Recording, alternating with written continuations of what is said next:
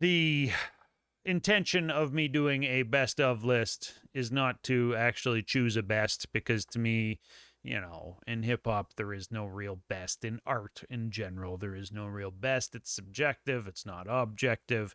And beyond that, everything has a time and a place. Sometimes music is good for this situation and not good for that situation. So it's tough for me to just say, like, yeah, this was the best album that there was last year. And to illustrate exactly how tough that has been for me, I made a playlist that has all of my picks for album of the year on it. And I have since removed some of them because I realized that they were less than like 20 minutes, some of them, and it's not that I really need to draw a hard, fast line of what is or isn't a full album. To me, there's probably some 26-minute long tracks, 26-minute long albums out there that I would consider a full album. But typically, the bar I set here for that criteria on this list was 30 minutes. If you're over 30 minutes, you're good. You get the bonus points for being like a full-fledged full album, in my opinion.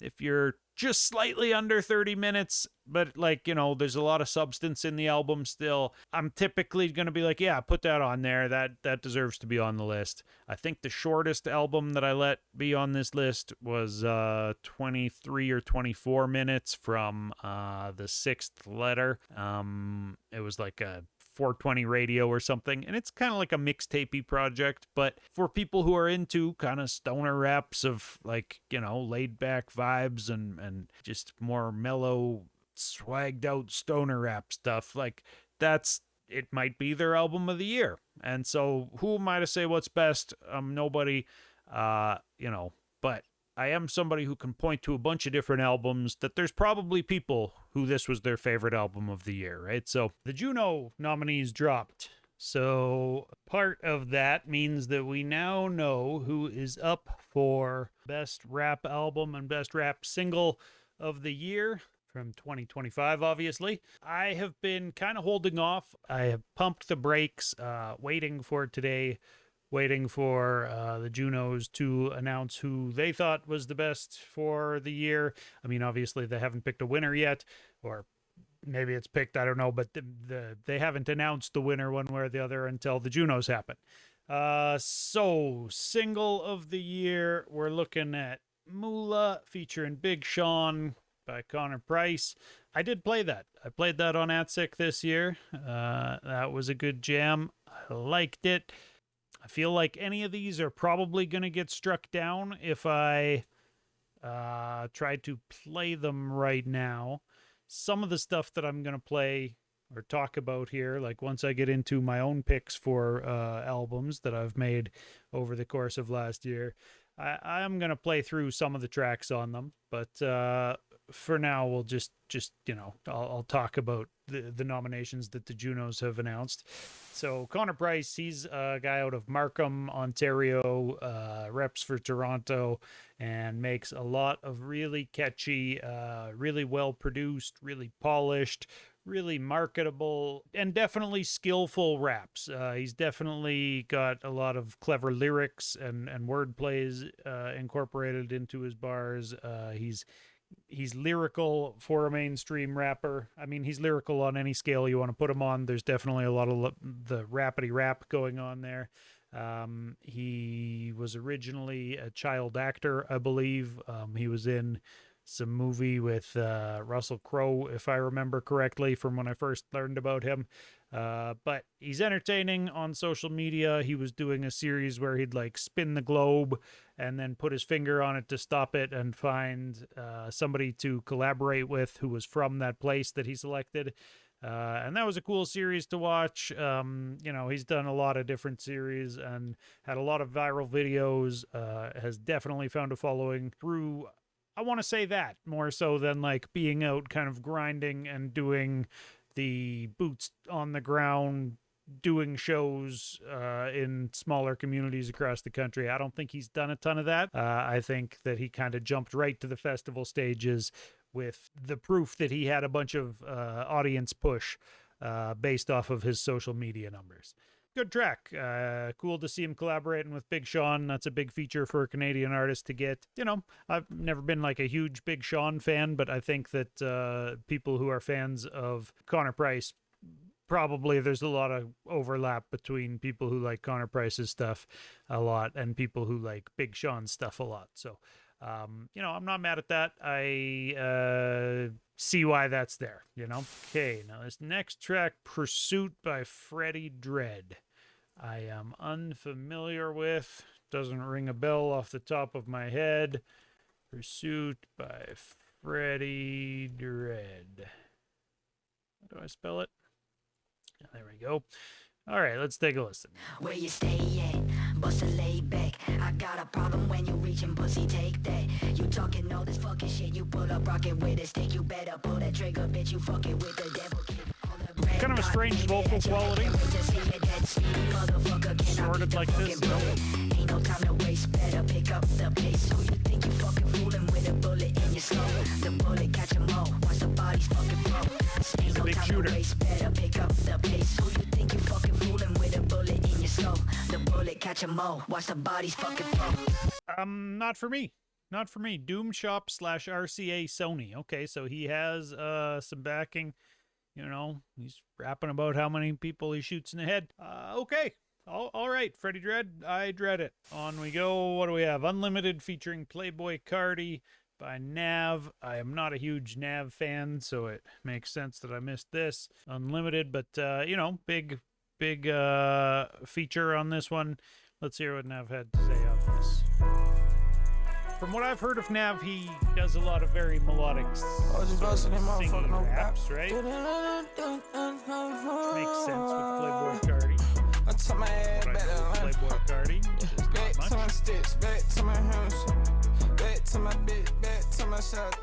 not a big fan so far, you know, like, whatever. I'm on way too much Molly, might fuck up the party. I can't see none of they hate my money, stay too tall. Made some mistakes, but none of my diamonds got flaws. All right, so this is nominated. It's not for me, you know? I'm from an era when rappers had to, like, you know, put in some work with forming the lines, as far as, like, having rhyme schemes beyond just, like, I do this, I got Chris, I got Bliss on my wrist. Like, I don't know. There's some cliches that I don't really enjoy hearing, and that had several of them. What do we have here? Sunreal and Snotty Nose Rez Kids, Dumb from Group Speed and 1851 Independent. Okay. So, off the top of my head, I don't remember that track either, but I like the people involved with it. Let's see. Sunreal. Dumb. There it is. Okay, this was like the B-side of his single with Prof. I feel like I played Oh Shit. July 18th this came out. I'm not sure if my Spotify just broke or what's going on here. This stuff is too dope for my Spotify to play, apparently. Fuck Spotify. Every step of the way. Sure, I've There we made go. a few mistakes, Weird. but I've learned from them. I've learned.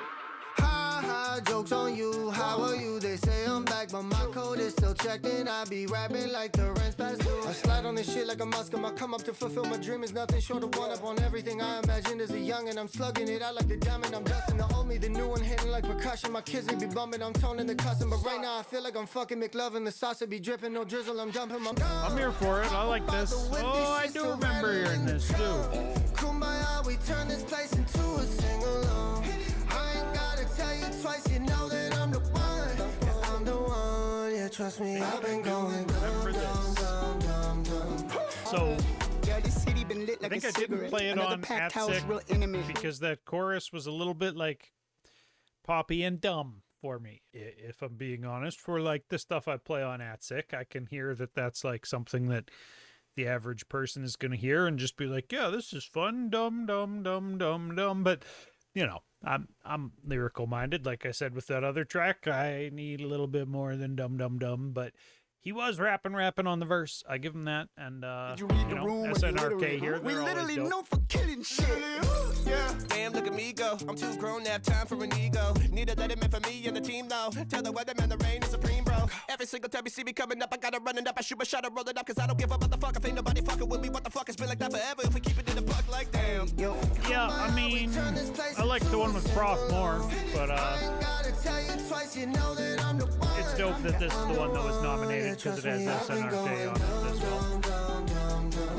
I mean, it's undeniably lyrical. It just goes back to a chorus that's a little bit too pop flavored for my personal taste. Get on my way. Like a dropped out graduation But day. it's fun. It's cool. I like it. Definitely well made. Skillful. Okay, and then the last track here, Who's Driving You, from Toby, Socrates, and Julie Black. I remember this one. I played it on ATSIC. It's a jam. It's the only one that, looking at this list, let me see. Yeah, it's the only one that off of the top of my head I would have been able to sing the hook for. Who's driving you, my baby? Who's driving you, my baby? It's got legendary, chops on the hook. Toby sounds good singing. Socrates sounds good singing. Toby sounds good rapping. Everything is in check here. This one's, this, out of this list here, this is a strong. Warner pushing this one. So it's interesting to me to know, which of these singles is actually by an independent artist. And we're looking at Connor Price, is the only one that's listed as a full independent. Now, SNRK's label is likely 1851, still independent, but Warner, Universal, and Sony, RCA round out the other. So now this track that we're listening to here is actually one of... So it's going to get muted out. I'm sure that these tracks are big enough that they're going to get muted out. So I'll just mute them and talk. But this is off of Elements Volume 2, Toby's album. So Toby, as far as I am aware, is, I think, Ottawa-based. He kind of reps Ottawa. He kind of reps Toronto. Most of his listeners are in Toronto. He definitely has roots overseas in Africa. One of his top listed listeners here, Lagos, Nigeria. So definitely getting spins from around the world, I think, and that has added to how many tracks how many plays he's managed to rack up here. There we go. That's a better look at it. So this track has 337. I guess I could have checked on the last few tracks as well, how many they have, but that's a lot of plays, definitely has been noticed. This entire album is good. Another album from last year, The Perfect Blue. So Toby was nominated for an album for Best Album of the Year in the Junos. It wasn't this album, though. It was a different album. So this, I believe, is the shorter of the two. Oh, I'd have to go back and look at the other one. This is 34 minutes still. And like I was saying earlier, I think like my bar is at 30 minutes. That's a full album if you're over 30 minutes. I think it's officially less than that. I think it's like 22 or 23 minutes. And it's based on like how much music fits on one side of a vinyl or something along those lines. Some antiquated shit like that. Put food in my mouth and suddenly I start adding syllables to words.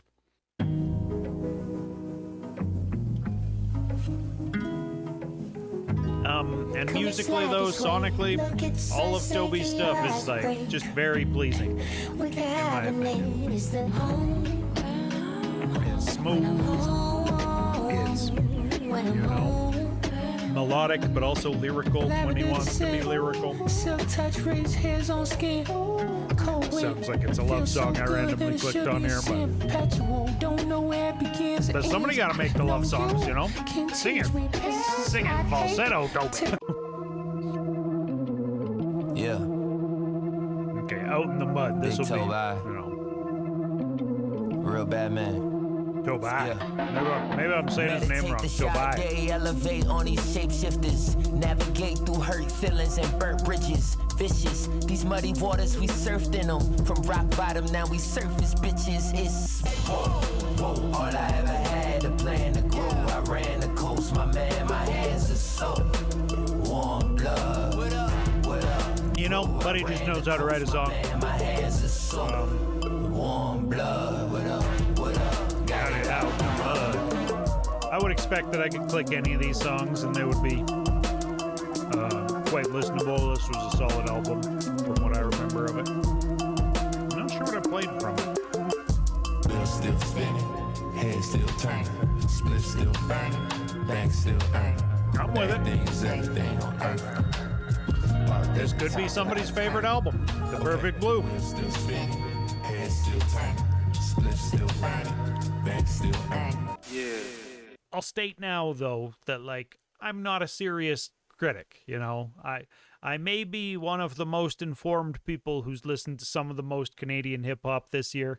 I feel like I haven't ran into many people who can have the Canadian hip-hop best-of conversations with me because, you know, the artists tend to listen to their homies' work and listen to people who they've worked with's albums and releases, but they may not be checking, you know, for people from scenes that they're unfamiliar with and the work that they have released, whereas I really do my best to try to keep up and hit follow on everybody I see making music, making hip-hop in Canada, and you know, as a result of that, I have a pretty wide scope looking at the country. So that's all being said, I put together this playlist, which is ridiculously long. Like I said, it's kind of unserious for me to sit here and be like, this is the best Canadian hip-hop, because it's like 700 fucking songs. But, you know, it is what it is. It's 699 songs, and they're all worth hearing. They're all good. This is, so there was much more good hip-hop that came out of Canada than that last year. But these picks are all actual solid albums that you can play as a full album and enjoy the full experience of intaking an album. I am from an era when I used to listen to albums. I would buy an album, and then that would be what I was listening to for the next, indeterminable amount of time until I could afford to buy another album and another album and another album. And so I would slowly cover people's discographies, going back, doing the history, listening to artists that I found, you know, modern work by who I enjoyed, as well as kind of branching out, of course, just in various different directions based on what I would see written online or written in XXL or the Source magazines and those types of things. And by doing that, you know, I think I developed quite an eclectic taste in hip-hop. I like a little bit of everything, but that being said, I have got to a place in my critical life and in my opinions where I am a lot more lenient than I used to be. I used to have very strong opinions on like what is good and what is bad, and be quick to dismiss and be quick to write off artists and say, no, that is some whack shit, they have sold out, and those types of things. And I mean, that's just old heads being angry, but I was an 18-year-old being an old head with those kind of angry traditionalist hip-hop opinions, and I am no longer that. I definitely have found music that I like from all sorts of different lanes in hip-hop, with new sounds as well as old sounds. But that being said, it's tough for me to narrow down what the best art is. I can't really sit here and pretend like art is something that is objective. It's definitely something subjective. It's definitely something that each, individual person is going to have their own thought and opinion on. It's definitely something that, to me, an important part of this is that different music is good in different situations. You can't always listen to, like, street shit. If you're going to a public beach and you want to play some music, which, you know, everybody hates one way or the other, whatever you're playing, but you certainly don't want to turn on some street shit. Maybe a public beach is a bad example, but, you know, I don't actually play music on beaches. I'm not that person, but for people who want to play music in public places, you know, you can't always, or if you're trying to play music for a party, you can't always play that street shit. You know, if you're trying to play music to chill to, or if it's just you and your girl driving, or whatever else. There's a lot of situations where the street shit doesn't really work. And then there's a lot of situations where I'm not really trying to listen to poppy stuff. So, you know, I respect that there are times that I want to dance and that has to be music to play for people to dance to. Somebody's got to make music for strippers to strip to. Someone has got to make music for people to be sad in their room to. If you're going through a breakup, it's good that there's music out there for you to listen to that lets you know, other people have been through it. All that good stuff. I really think that there is something to be found in almost all types of music, and I'm going to try not to be too dismissive of anything throughout talking about this, but, you know, basically what I've done here is accumulate a list of a bunch of albums that I feel like a person could make an argument this was the best album of the year, and it wouldn't be like an outrageous argument to make. I think, you know, any of these albums that I'm about to go through here could potentially be someone's album of the year, depending what people are looking for in their hip-hop. You know, some people are going to hear like some of those singles I just played and be like, well, this isn't even hip hop. And it's like, well, it is. If he wants to say that it's hip hop, then it's hip hop, you know. To some degree anyways, it definitely has hip hop elements in all those tracks that we played. You know, like is Nav rapping or is he singing? I don't know. It's not for me to decide. If he declares himself a rapper, he's a rapper, I guess. And him and Playboy Cardi can do their auto-tune melody stuff, and it's hip hop. It's gonna be all under that big umbrella. It's not for me to decide that, basically. But I think that there is good stuff from every different element, and there's ways to do melodic sing-songy stuff that avoids the cliches a little bit more than maybe that song that I listened to here earlier on stream did. But, you know, maybe that's somebody's favorite track, so who am I to really say? This is all just my opinions. Disclaimer, disclaimer, disclaimer. I'm not here to gatekeep. I am here to put more ears on more music and just try to spread the word that there is a ton of good Canadian hip-hop, you know, and people hate that I say Canadian hip-hop. There's a lot of really good hip-hop that comes out of Canada. That's probably a better way for me to say it. I'm going to try to wean myself off of ever saying Canadian hip-hop, but there's a lot of good hip-hop that comes out of Canada. It's good hip-hop regardless of where it came from, but it happens to come out of artists across the country. I think now of all times is a great time for people to support artists across our country, and, you know, this is all just an effort for me to put more artists on people's radar, and nobody's fucking paying attention to me anyways. So really, this is all just me sitting here ranting about stuff that I think. And if anybody gets any entertainment value or learns about a new artist, then so be it. That's good. I like it. Okay, so Keep Your Eye on the Sparrow by Arden. That is definitely going to be something that I've got on this playlist. Off of this, I played Stacy Dash. I played TMTK. Those might be the two tracks that I played on AOTY. I remember this one. This is undeniably a jam, you know. The bass line by itself, I feel like, you know, is a call to the dance floor.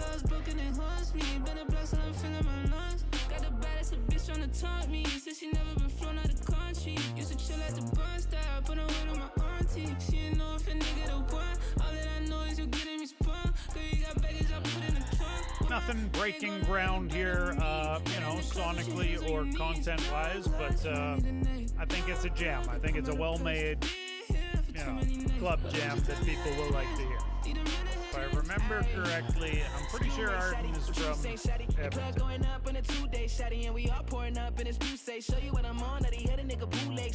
Yep. Edmonton raised. This is the new crowd of Edmonton MCs who I was gone by the time they came up, but this dude's been featured on CBC. Definitely, you know, someone who made his name in Edmonton, came up in Edmonton. So I love to see it. I'm happy to see some Western Canadian hip-hop represented, as well as some Western Canadian hip-hop that isn't, you know, the usual suspects. It's not Merc, it's not SNRK or Snack, you know, like, it could be those guys. They dropped albums that, you know, were worth listening to. There we go. I'll just play the two that I played on that set. I ain't got too much time to kill. This one's another catchy jam. The rest of this album, though, all worth a listen. Big feature from Ray Vaughn on Rain Check. You know, I might have played that. I don't know. Feature from fellow Edmontonian Forever Friday on Stacey Dash, which we just listened to. It's a good album. If you like this type of a sound, I think that they're doing it very well. Now, one thing that I will say, I guess, about this Arden album is it's a little bit short. You know, it's tell me to play, yeah, 24 minutes. So we're bordering on it being an EP, I want to say. Like, it's probably officially an LP, yes. But to me, I give a little bit more credit to somebody who's got a 40-minute full-length album than somebody with a 20-minute one. That's just me, you know. And it's just by volume, you know, by there being more on the album. I would rather more than less, personally. Even short albums, to me, like, if you're gonna get much shorter than like Illmatic, I feel like you're kind of flirting with EP territory. You gotta be like 35 minutes, over the half-hour mark, for me to really be thinking of it as a top contender. Now, Connor Price did that, sitting at 45 minutes, 16 tracks. A lot of these are jams. He really, you know, here's that Moolah track. This was also nominated as best single. Let's take a listen to it.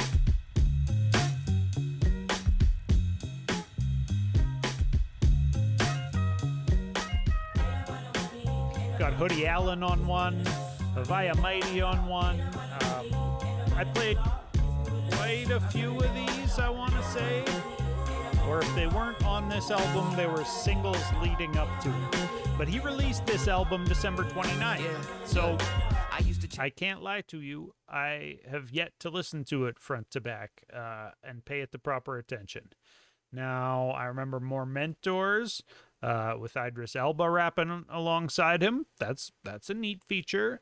You know, it's I had heard Idris Elba was a rapper, but that's an interesting connect. Hoodie Allen, there would be a lot of crossover between Hoodie Allen's sort of, you know, frat rappy kind of styles and fans, and Connor Price's kind of frat rappy, you know, fun raps about partying. That's what we're doing mostly. Tell them how it is, I don't beat around the bush. Nick D and Connor Price also dropped a full album together. A lot of good chemistry between them. You know, these guys make jams. All of this is like well produced. Lots of clever bars, kind of memeable moments, and Tell them how it is, I don't beat around the bush. And just nice sonically. Like, it sounds commercial, it sounds polished. Easy as it looks. It sounds fresh enough, I feel. Like, it's not like he's a direct knockoff of anybody, I don't think. Hard to believe you can see under the hood. This type of music is going to find a lot of fans. Yeah, let's go. Definitely. Pull up in an old one, looking like I'm a no one. Know a couple cold ones, take one You can see it by the numbers. Only ever call when they need me, I ain't a toaster. 3 million, like, these guys get busy. We're mentors. And then on top of these millions of plays, you know, they're also racking up a lot of viral video plays on this 911 Turbo S, make it video NATO green. platform. Stealthy with the wealth, I don't make a scene. Raps forming, now There's Idris Elba, if you were wondering what he sounds like. Side hustle, acting like it ain't nothing. Ask Russell, Cinderella man, Connor been acting since day. You silly pumpkin, I spit out bars like it was soap, and I Daniel Day or Daniel K like this was no. And before it was cool to be a jack of all trades, I was good in every field, cause I really am the GOAT. Look. There we go. You know, pretty cool to have a feature from somebody who was on The Wire. You know, props to Connor Price. That's independent, right? So he put that together independently. Now, what that truly means, who really knows? I think Connor Price, you know, most of the time, if you're a child actor who's in a movie with Russell Crowe, somebody knows some entertainment people somewhere there. It seems unlikely that, you know, your parents just drove you to an audition in LA, but who knows? Maybe that happened too. I'd love to hear Connor Price's story in greater detail. But I would assume that along similar lines to Drake, whoever got him onto a show and like helped him down that entertainment path in the first place, whoever got Connor Price onto a movie likely also has helped him navigate and learn the ropes in the music industry here. I think you can tell by how polished up it is, and that he's got features from guys like Idris Elba on an independent album, that there's some momentum there. Someone has helped develop some of that. This is a lengthy album. I think it's called About Time or something like that. Yeah, About Time. 45 minutes, 16 tracks, all sorts of bouncy, catchy, poppy songs that could definitely cross over. Completely independently backed, according to the Juno listings that I saw. Yeah, dope shit. Markham, Ontario. Very good lyrically, clever, funny shit. And just really good at writing palatable, crossover-ready lyrics that aren't gonna like scare grandma or scare the ladies away who listen to it. It's like friendly but braggadocious, and yeah, just, it walks the line very well. I think Connor was kind of warming up for a year or two, dropping single after single and doing all sorts of online social media promotion that kind of blew him up before he dropped a full-length album. But yeah, it'll be interesting to see what happens to that guy's career from here on. So this next one, I didn't actually shortlist as I made my picks for the year. 17 tracks, came out in September. Northside Benji is, I'm pretty sure, a Toronto guy. Let's take a look here. Canadian rapper, known for his melodic, darkly futuristic brand of hip-hop. Interesting. Most of his listeners are from the UK, followed by Toronto. Also interesting to note. Let's hear the title track, Misery Loves Company. Damn, you just got the notification now? You've been sleeping. I feel most alone when I ain't by myself. It's crazy when you think about it. I was on the road and ain't get no one help. It's crazy when you think about it.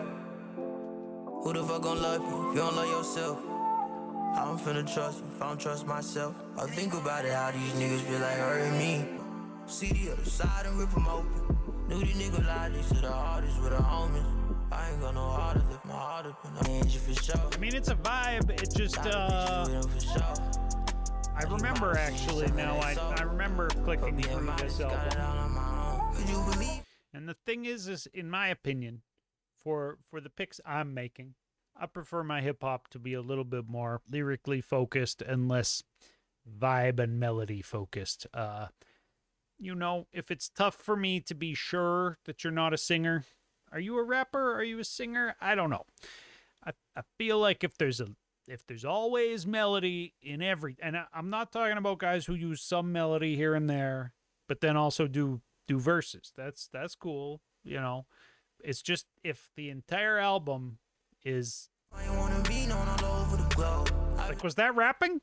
Can anybody look me in the eye and tell me I don't want to be all over the globe, auto-tuned up? Did I just rap that? I mean, rapping is one of the elements of hip hop. You know, in fact, the Junos call this the rap album of the year. Let's check in a little bit further down the line here. Chasing the High. Mama miss it when I'm sober, so what? Mama miss it when I'm sober, so what? Did I just rap that? Am I rapping? I don't know. Not in my opinion. I'm not the arbiter of what is or isn't rap. I hope that Northside Benji does well, but this will not be one of my favorites of the year in the rap category for Canadian music, I don't think. See, that being said, though, this guy probably has millions and millions of plays on all these. Yeah, 1.8 fucking million plays on Running Game. Let's hear that. Is he rapping on Running Game? Easy, don't let this money change you. I'm out here running the street, shit out here running game too. She out here running game too. To me, a rapper doesn't hold out a I mean, he could. A rapper could rap a little bit and then hold out a but if that's what you do in the entire album, I think you're a singer, which is fine. You're a singer-songwriter. I don't know if you should be in the rap category. Just my opinions. Just my opinions. I hope Northside Benji has nothing but continued success. And, you know, all the best to him in life. Dry Cry by Sad Boy. Now, this sounds like more stuff that I may not consider to be rap. Let's see. So here, first off, let's see who is Sad Boy. Okay. All right. Sad Boy appears to be this lady who's mostly established in the UK and Australia. I mean, I don't want to misgender anybody, but this person looks pretty feminine in their appearance, in my opinion. Sad Boy. So, Sad Boy's album here. Here, how many monthly did Sad Boy have? 2.95 thousand. Now, I don't think that this was on my playlist of my picks for the year either. Let's see. Oh, it has Smiley on it. Really good. Drake's homie Smiley.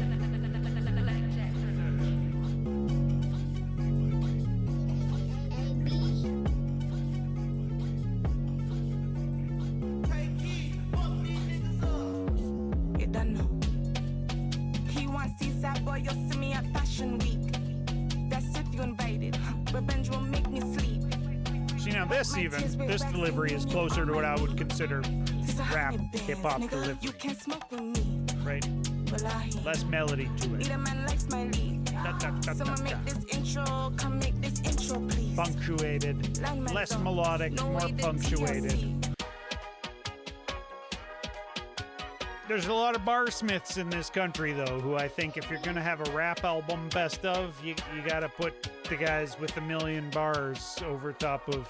Out to the face, wings that feel your damage. Out to the face, yeah, we receive your message. Those words didn't rhyme. Well produced. Catchy. Hold up an L and an L when I make it a W. You tell me to go and I go and I really won't trouble you. Chase the gym if you sleep on my pillow and really will smother you. So Fashion Week there was probably the biggest hit off this. Oh no, there's a couple that have passed 1 million. Let's hear Slide. This is a solo track. The other ones had features on it. A lot of features on this album. She's got some guests carrying some weight. You have money and you left your mom here? Yo, you're a shame to my stomach.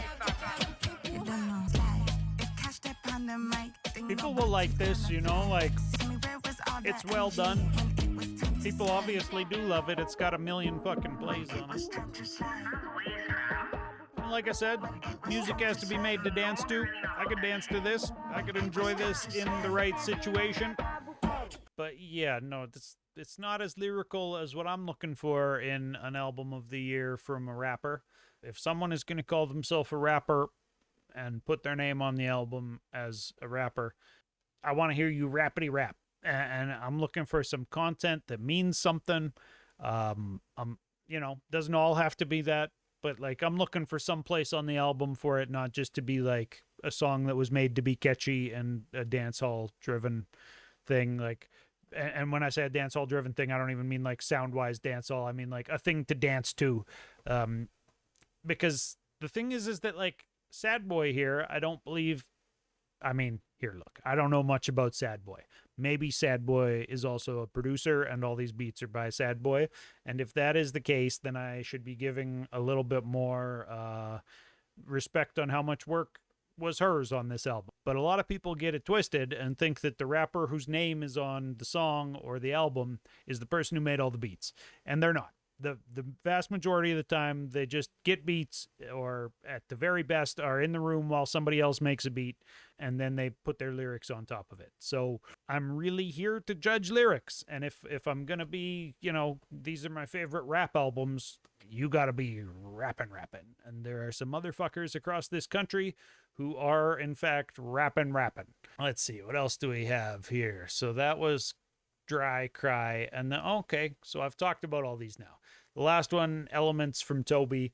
Out of these 5, I mean, I feel like that's a strong pick. Again, if Toby were to walk away with both of the rap single and the rap album, I wouldn't be too surprised by that because it's solid work. I think those look to be strong picks across the board, really. But yeah. Toby did a lot. I played a lot on ATSIC. Toby was making good music. Now, though, let me take the Junos off the screen because their picks don't really matter to me. I was out here making my own picks all year. And so this is the list of albums that I picked on my own. The fuck is the collar of my shirt doing? It's folding in on itself for some fucking reason. Okay. Anyways, Kai Banks. See, another thing that kind of leads me away from being like, oh, this is the best album made by a Canadian hip-hop artist this year on some of these projects. And this is not me being anti-immigrant. I'm not an anti-immigration person. I know that I live in Alberta and a lot of fucking people around me are that way, but I am not one of them. I think, the more the merrier. We have nothing but more land, and like, I've got nothing bad to say about immigration or immigrants.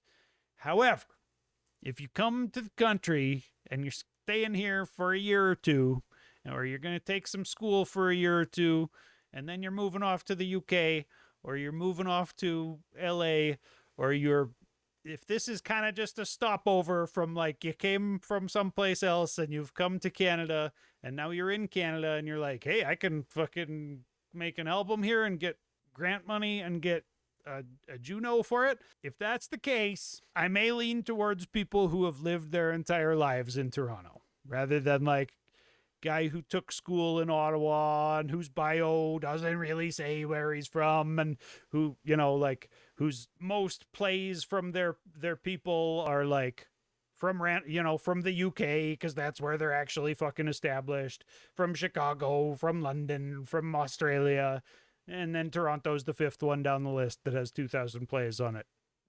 Okay, I mean, I tend to gravitate towards, I think, if we're talking about Canadian albums, I like to see that artist has a Canadian fan base that supports them.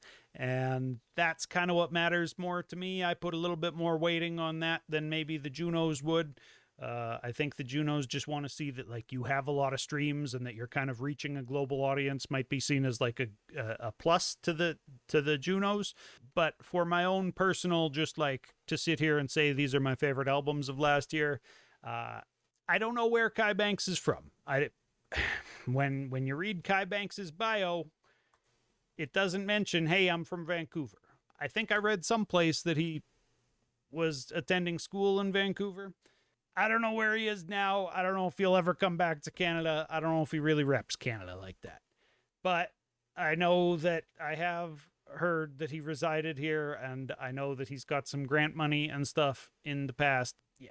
Anyways, he's a really good rapper. I played his music on ATSIC. I called it Canadian content. And if it was made here in Canada, that's the legal ruling for what is or isn't Canadian content. So you don't need a citizenship to win a Juno. You don't need a citizenship to get grant money. If it's being made and recorded in Canada, you get that. But I think Kai Banks probably has more fans in London. Let me see. Where does this tell me Kai Banks is from? What does the internet tell me? I'll turn Kai Banks on while we do this. What did I play off of this? I think I might have played this.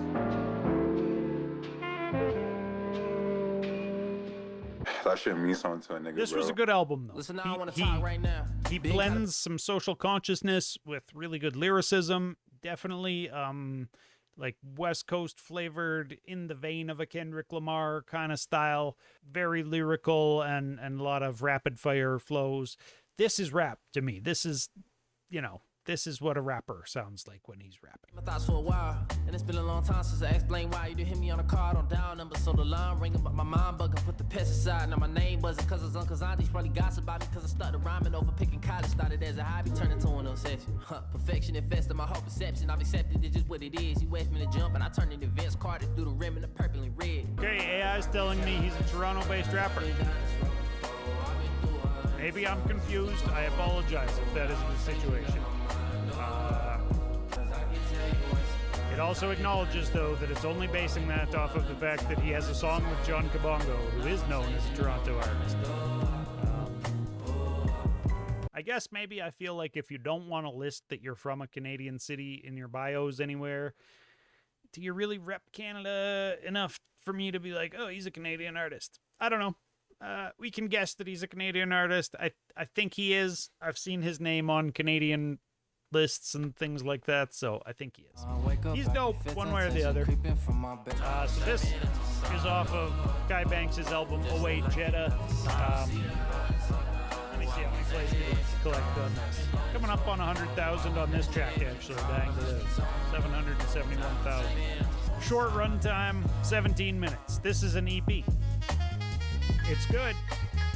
A lot of dope stuff on there, but it's an EP. So it was one of two albums that he put out, though. This was his early 2025 album, and then he also had a late 2025 album, which was also really good, called The Kryple. I think I liked The Kryple more, actually, than I liked this. It was a little bit more lyrically dense. This one's, got an interlude. It's got some kind of, like, it's a lot of good instrumentation and stuff on it, but if I'm choosing a rap album, I'm looking for what you're rapping about. I'm looking for the raps. Speaking of the raps, Jimmy D paired up with Nicholas Craven. They dropped Good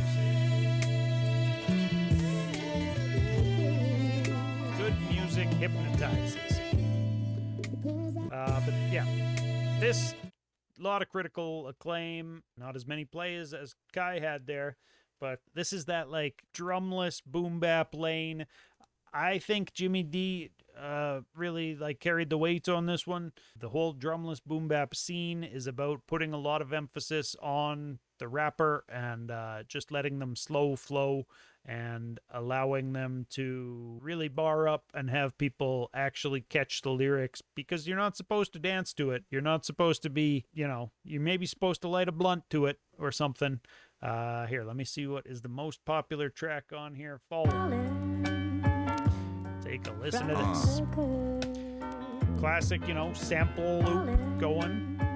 And there are some drums there, Jimmy. It's not that everything made by Nicholas Craven is completely drumless or anything. But they're not beefed up and emphasized the same way that a lot of hip hop does. We all trying to do better. News editors called us super predators. Consignment block niggas with my creditors. Concealed weapons stepping, no pedicures. Trauma can't be measured. Played with ARs way before the metaverse. Smoking green herbs Social from the commentary earth. mixed with street talk. Fake shit, we I'm here shape for it. bricks like some nerds. This album Birds. dropped in May. Spread the germ, they sperm. Early. I'm disturbed. Was a dirt kid with ringworm. It's And it's like my Spotify broke. people are cursed. Thanks, Spotify. I need you to do one stream and click through people's albums and you just fucking stop. What is this? I like this album. Yo, time and time I be spitting these rhymes, cause all I want is the money in my pocket. You caught on the text saying it's not like that, but deep down you know what the fuck really happening. You keep trying to hit me up, I wanna hit it again. Trying to hide it, it's getting really hard to pretend. But the So fucker, Lou Phelps enough for is the a blah, blah. Montreal-based Five-star chef artist. straight. And what you're hearing there, kind of like funk jams that sound like a band could play them, and him, dropping bars over top of it. Kind of a slow flow that you can comprehend and just kind of bounces along over top of some of this funky stuff. That's what you're getting here. Let me see, what did I play from this? Here's my mic on. I definitely played this. And, front to back, I have listened to this album. It plays well, solid listen. Let's see, how many plays did it get? It's the Wild Wild West. 5-star niggas getting fly. 500,000. Jeez, it's almost like the tracks that I play on ATSIC are the ones that blow up. That statistical anomaly, maybe.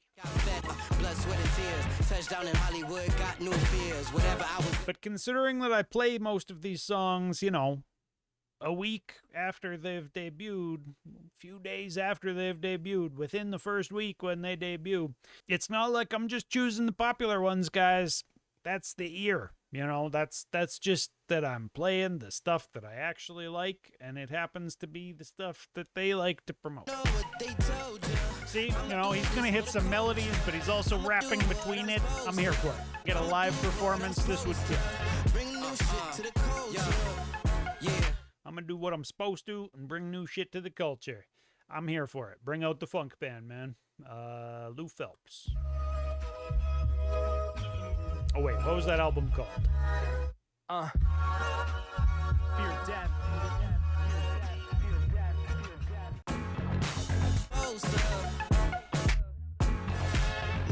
Chelbe. Chelbe? I don't know how you pronounce that.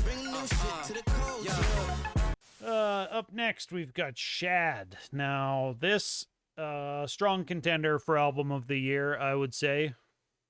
Surprising to me that this isn't one of the Junos picks. I don't know. He's got Homeboy Sandman on there. Definitely like a well-respected lyrical underground conscious artist. I think he was a teacher in Toronto, and then he started his hip-hop career. Sorry, not in Toronto, in New York, Homeboy Sandman. Shad, on the other hand, though, has been well known and well respected for a long time in Canadian hip hop. Consistently drops conscious lyrics that have meaning and songs that have both emotional impact as well as are really good sonically. Dude makes really good music. This album has him working with Raz Fresco, Phoenix Pagliacci, John Kabongo. Definitely a few Toronto frontrunners who, should be noticed. TLO, he's definitely putting out good music. Bars and Barbecues, I played this. I know.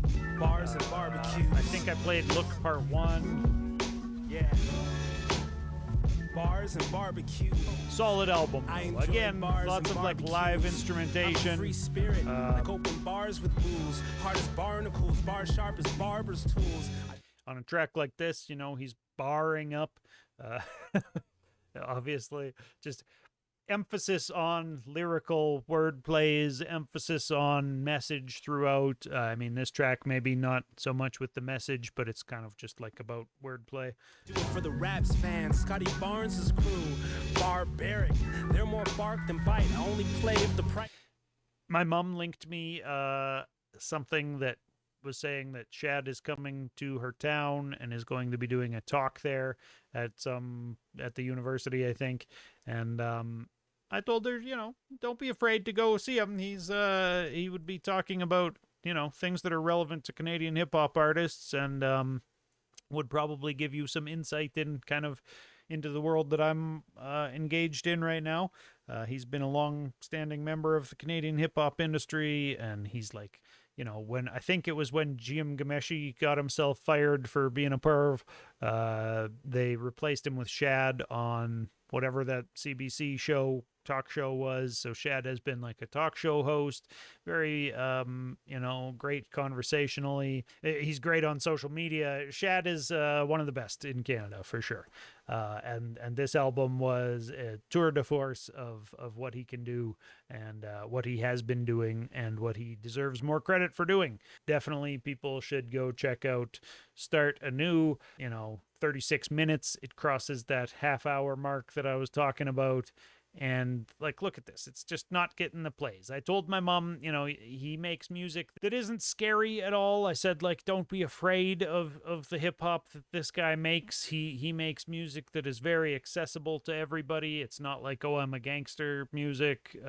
It's almost like easy listening for hip hop's easy listening hip hop. Here's a song called Happiness. I bet he raps about being happy. You know,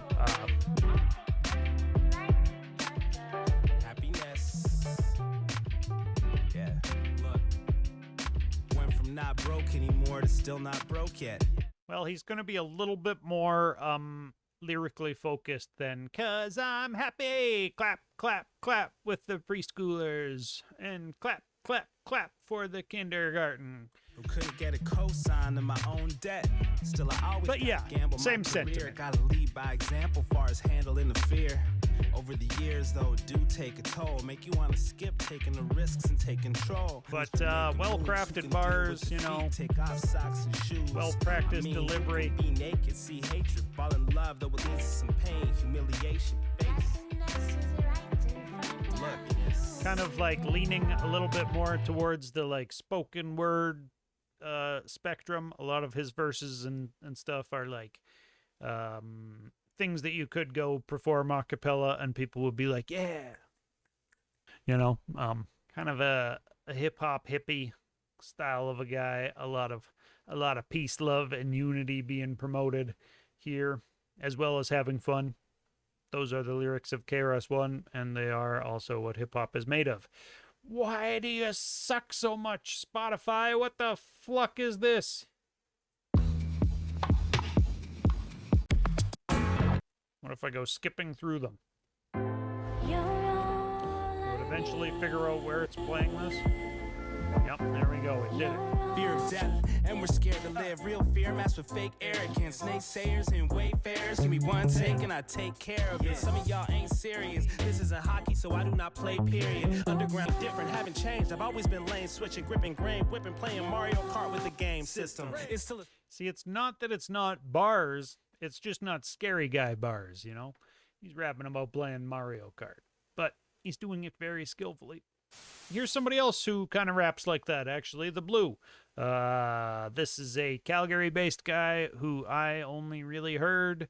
Well, I don't know. Maybe I would have heard his album otherwise because I pay a lot of attention. But he has a song here with K-Riz someplace, I feel like.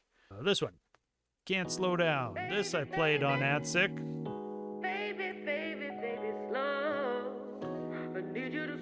And this album, So Look at the Bright Side, is kind of in the same vein as that Shad album. It's almost like easy listening hip-hop that you can pop on and, you know, watch the rain on the window or something. Look, promise younger me one day we see the summit. And I can't rest to take a day off till we done it. Cause speaking of which, I'm gonna make a volcano. I'll be right back. I can't slow down. I'll let this one roll. I've got places to be. I've got people to meet. I got the whole world at my feet. So I can't slow down. I can't slow down. Yo, big ups to Matt K-Riz. was there. Some people did it like a sport. Some cats lost their focus and they fell off course. Ciphers under street lights, brothers on their bikes watching, clapping their hands and cracking on a man walking by the circle. Some people took it personal, some people brushed it off. Crybabies try to hurt you for words you spit. All the people you trying to get at, taking it to heart cause they think you really meant that. Block fans saying, Riz, yo, what's your plans? So yeah, there's some bits and pieces of that. I think this is a solid album. This album and Shad's album aren't the vein of hip hop that typically calls to me. I feel like, fans of guys like Common and kind of more laid back styles like that include a lot of kind of jazzy production, Guru on the Jazzmatazz stuff, kind of remind me of this lane. And it's cool. It's cool to see it happen. I have, rapped over live bands before, and that's a lot of fun to do. And it brings definitely a dynamic element to their live show that would make me want to go see the Blue live. This album was slept on, though. Like, look at this. They only had 3 tracks that broke 1,000. Listen, pressure, it's a diamond builder. You either Goliath or a giant killer. Everything worth having or cost, you be the highest bidder. Everything you see shining right now won't always glitter. You either put in all the work or just grow old and bitter. Look, pressure, it's a backbreaker. You either crumble or you stand up. For actual me it was, topics you being either drop the covered, mic or get these people's hands day-to-day up. And life all the being doubt, talked I found some about. answers, so listen Not up. just the typical, hip-hop bullshit. Then I had to show the people I could get them to groove. Then promoters Actual had to see that I could fill up a room. Check the receipts and you'll see that your boys paid his dues. Let's see what Mustard Seed is. Name like that, it's probably about something, socially conscious. My parents taught me anything can be possible with the faith of a mustard seed. With all these blessings, man, I must agree. But be weary of growing comfortable, that's when we lose focus. And let these fields we grew gather locusts. My hope is, with all the heights I see, these clouds never impede my vision down this path, and I never fall and mislead. And if the clouds darken and the skies are pouring this deep, I pray the rain waters over this seed. Look. All right, you get the idea, though. That's what you can expect from the Blue.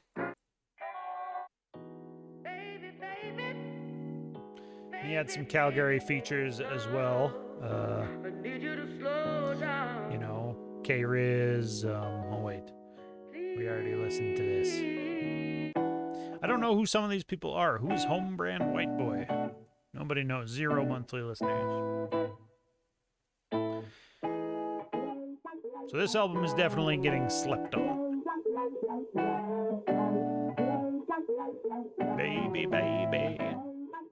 If I got you, yeah, I'm with you. Baby, baby is a pretty lazy lyric. What's there left to do? In order to fan his own flame, use the pencil of an Ingray or the rough-cut wood of Picasso. Now, Boslen, this guy, I believe, is on another who might be from Vancouver. Let me see. Born and raised in a small town outside of Vancouver. Okay. He's got a lot of support coming out of Australia. Otherwise, Toronto and Calgary close behind. Album called Dali. Or maybe Dali. Like Salvador Dali. Ain't no medicine can fix what's in my dreams. They tell you don't run from me. I think that's how it's spelled. Let me look at my picture. This ain't no regular life. Yeah, that is certainly how that's spelled. This ain't no regular life. Okay, I remember listening to this actually, definitely some, rock stylings on this track being merged in. Rates are going up, suicide is going up, and drug abuse. Aren't they one? Don't they understand that more people are, more kids are being handed crack than they're being handed diplomas?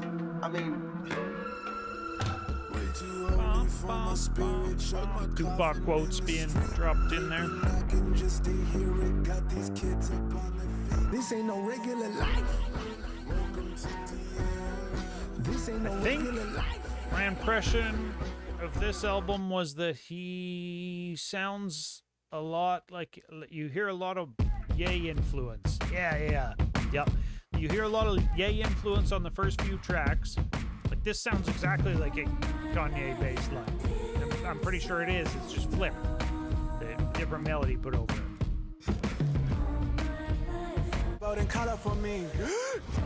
See, but on some of these tracks, he's doing a little bit more rapidy stuff. Remember the grass, remember the trees, remember the Whitney CDs. I got people depending on me. I got a couple that's waiting for me. I gotta grow up and I gotta show up whenever they pop out and call up for me.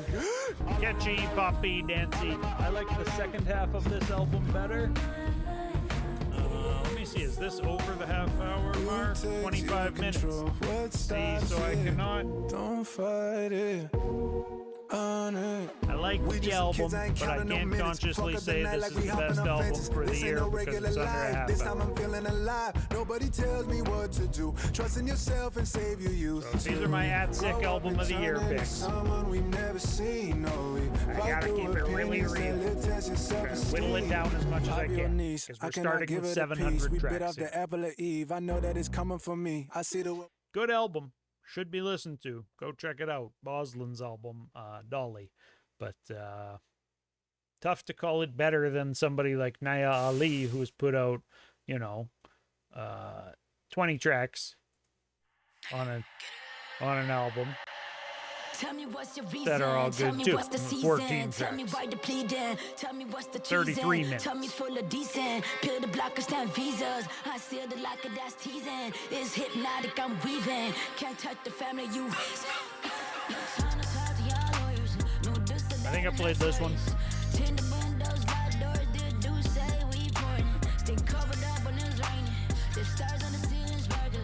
It's like the second or third. Yeah. I remember this. I don't actually know the words to it, but I remember the melody. Catchy, poppy, driven. I dig it. Danceable, but also have the verse with some lyrics in it. Oh yeah, I remember this track too. Catchy. Did you rap on this? Let me hear the verse on it.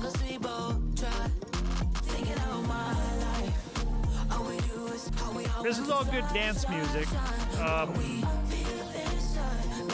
don't know if I can put it on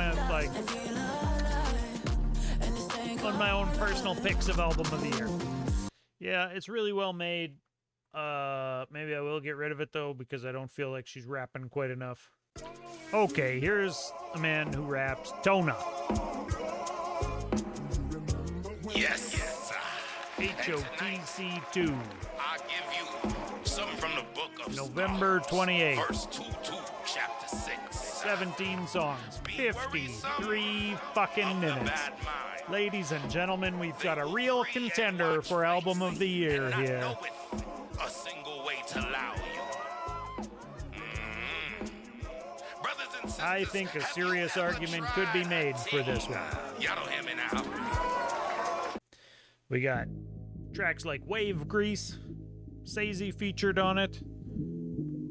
Shit was dope. Good to see him link up with Sazy. Yeah. He's got Everything O'Shawn on one. Tona has been around doing the damn thing for a long time, has got a lot of recognition, has been well respected by his peers for a while. I think he's due for more credit than he's getting. And if I'm right, I think he dropped 2 albums. I think both of these HOTC albums were from 2025. Yeah. So he dropped HOTC 2 before he dropped HOTC. I don't know. These were probably out over on Bandcamp or something earlier than these dates. But these both came out in 2025, I believe. Danielson on this one. Everything O'Shawn again. A bunch of dope music that this man makes. I played a lot of stuff off of both of these, and I still probably didn't get enough off of the first one, off of HOTC. I think I was more tapped in for HOTC 2. But yeah, this is all dope and worth a listen. With the wave grease, still creating waves, I don't claim streaks. Six Sawyer, that's my favorite piece. I done customized a few of those. Ever since King Rain left, that's been my cue to go. Since then, we just moved lateral towards the end game. Line up every rapper, y'all suspect with the pen game. Ironic, my last album, most received in the jails. They get the substance all behind these bars. This shit is contraband. Attack the cheat code and memorize it like it's contraband. Oh, that was a little bit different production than some of what you might hear Tona on. Play some other stuff here too. HOTC too. This one here for my God crew, man.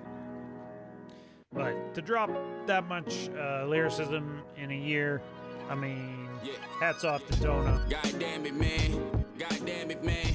Life never work out the way that you planned it, man. Used to roll around heavy in Harold's Caravan, 60mm memories before the Instagram.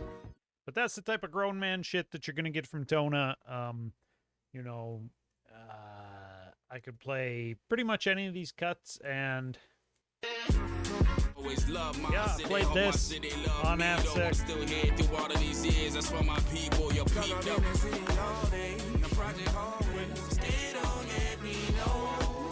Yeah, I remember this track. This is what I should have played.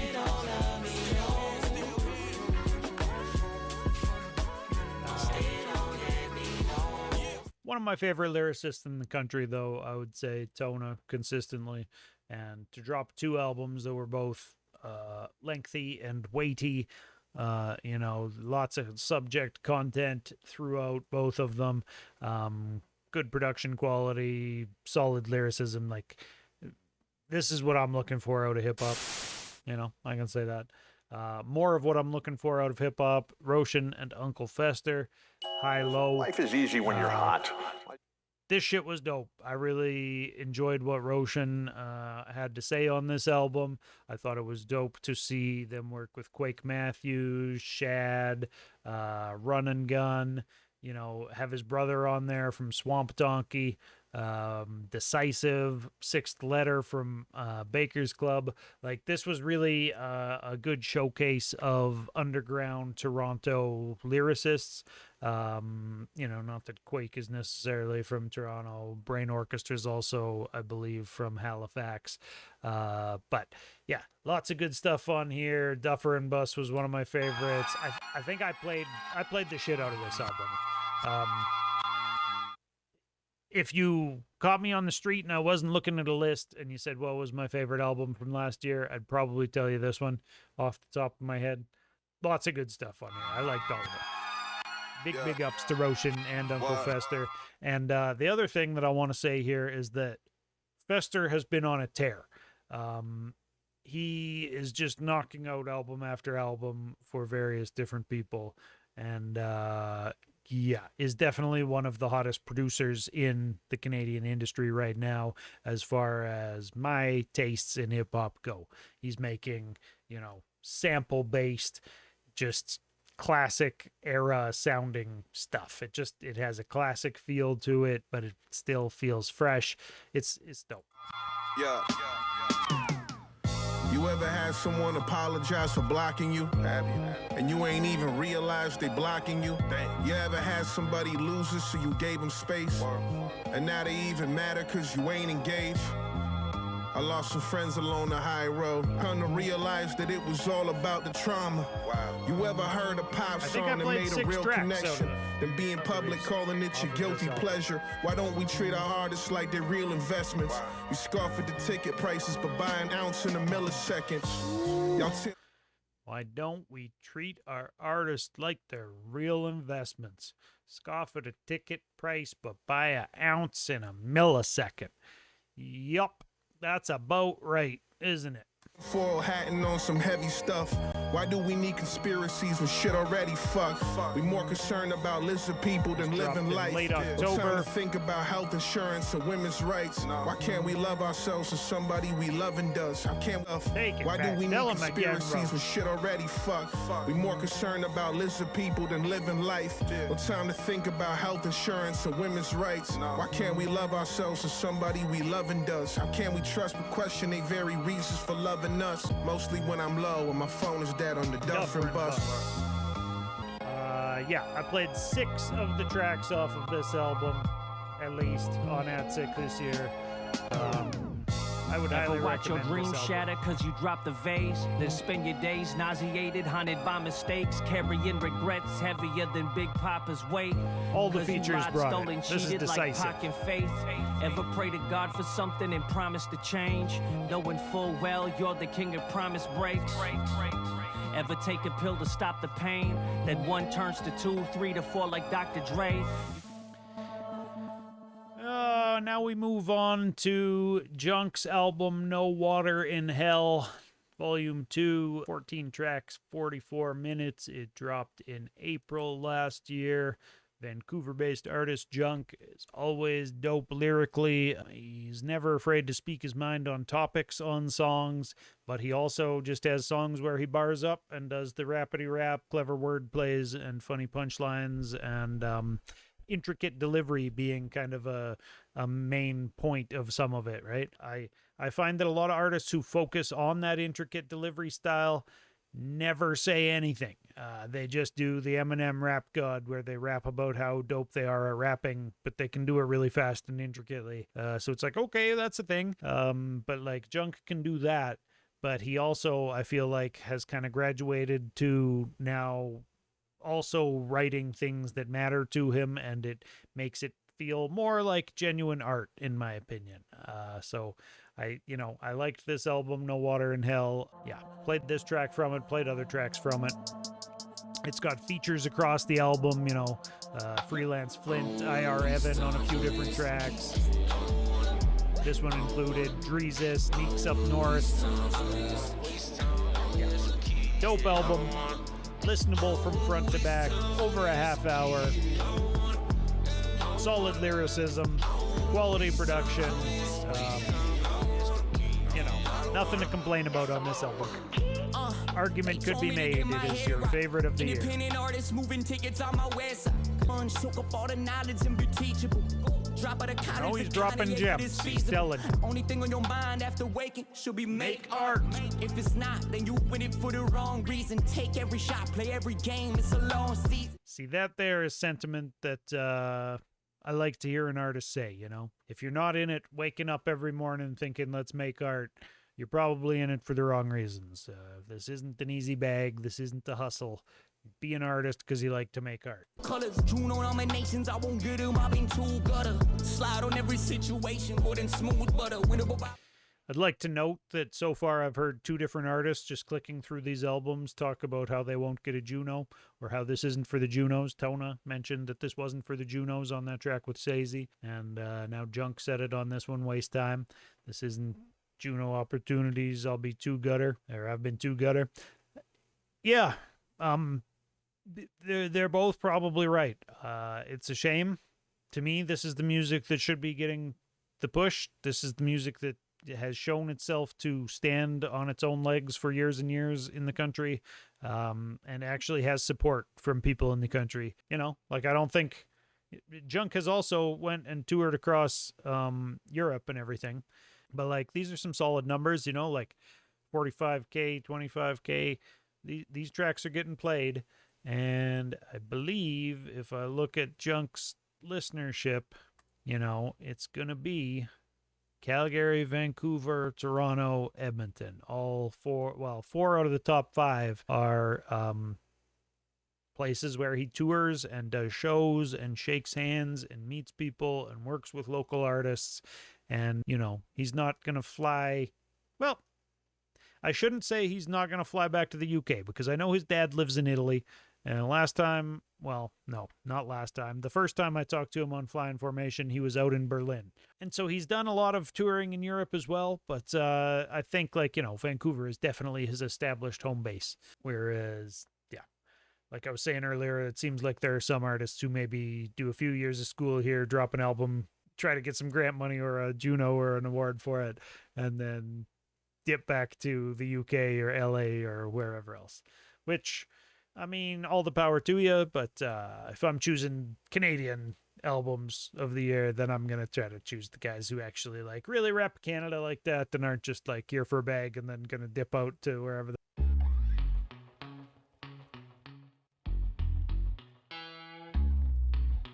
But, you know, junk is good over a wide variety of different Made it beats. out alive and there's no looking back. There's no looking back. I ain't Wide looking variety back of on styles anything on dirty display that rolls across out an the album cracks. like this. Yeah, it rolls out of cracks, and we ain't looking back on it.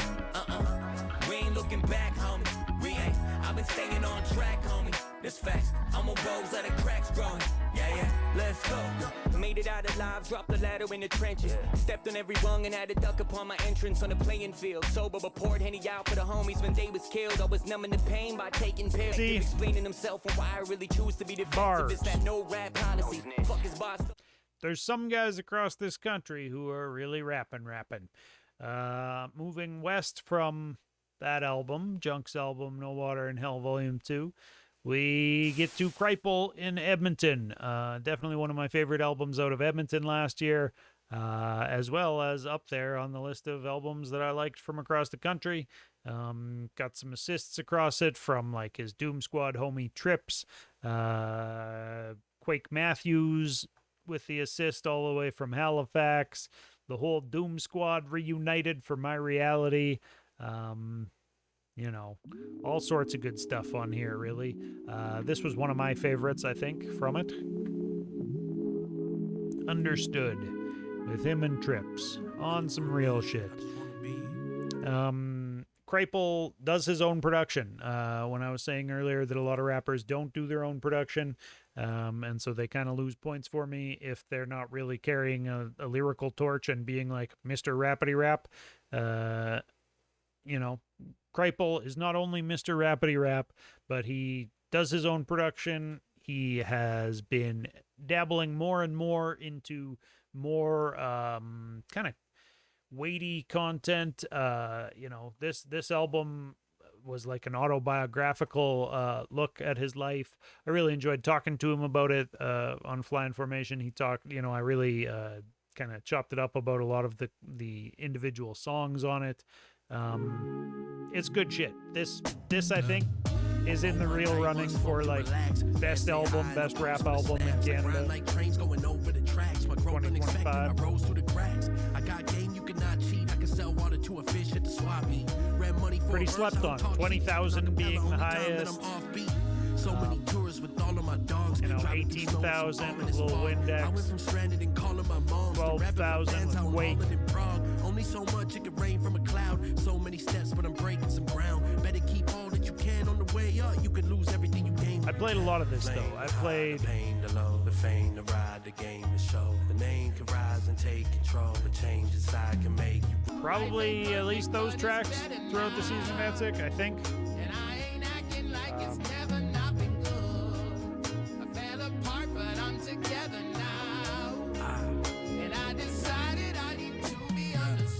Shit is dope though. You know, chemistry between two members of the Doom Squad still intact on that track. All sorts of good stuff on this album though. Rich at Heart, I probably played this too, I think.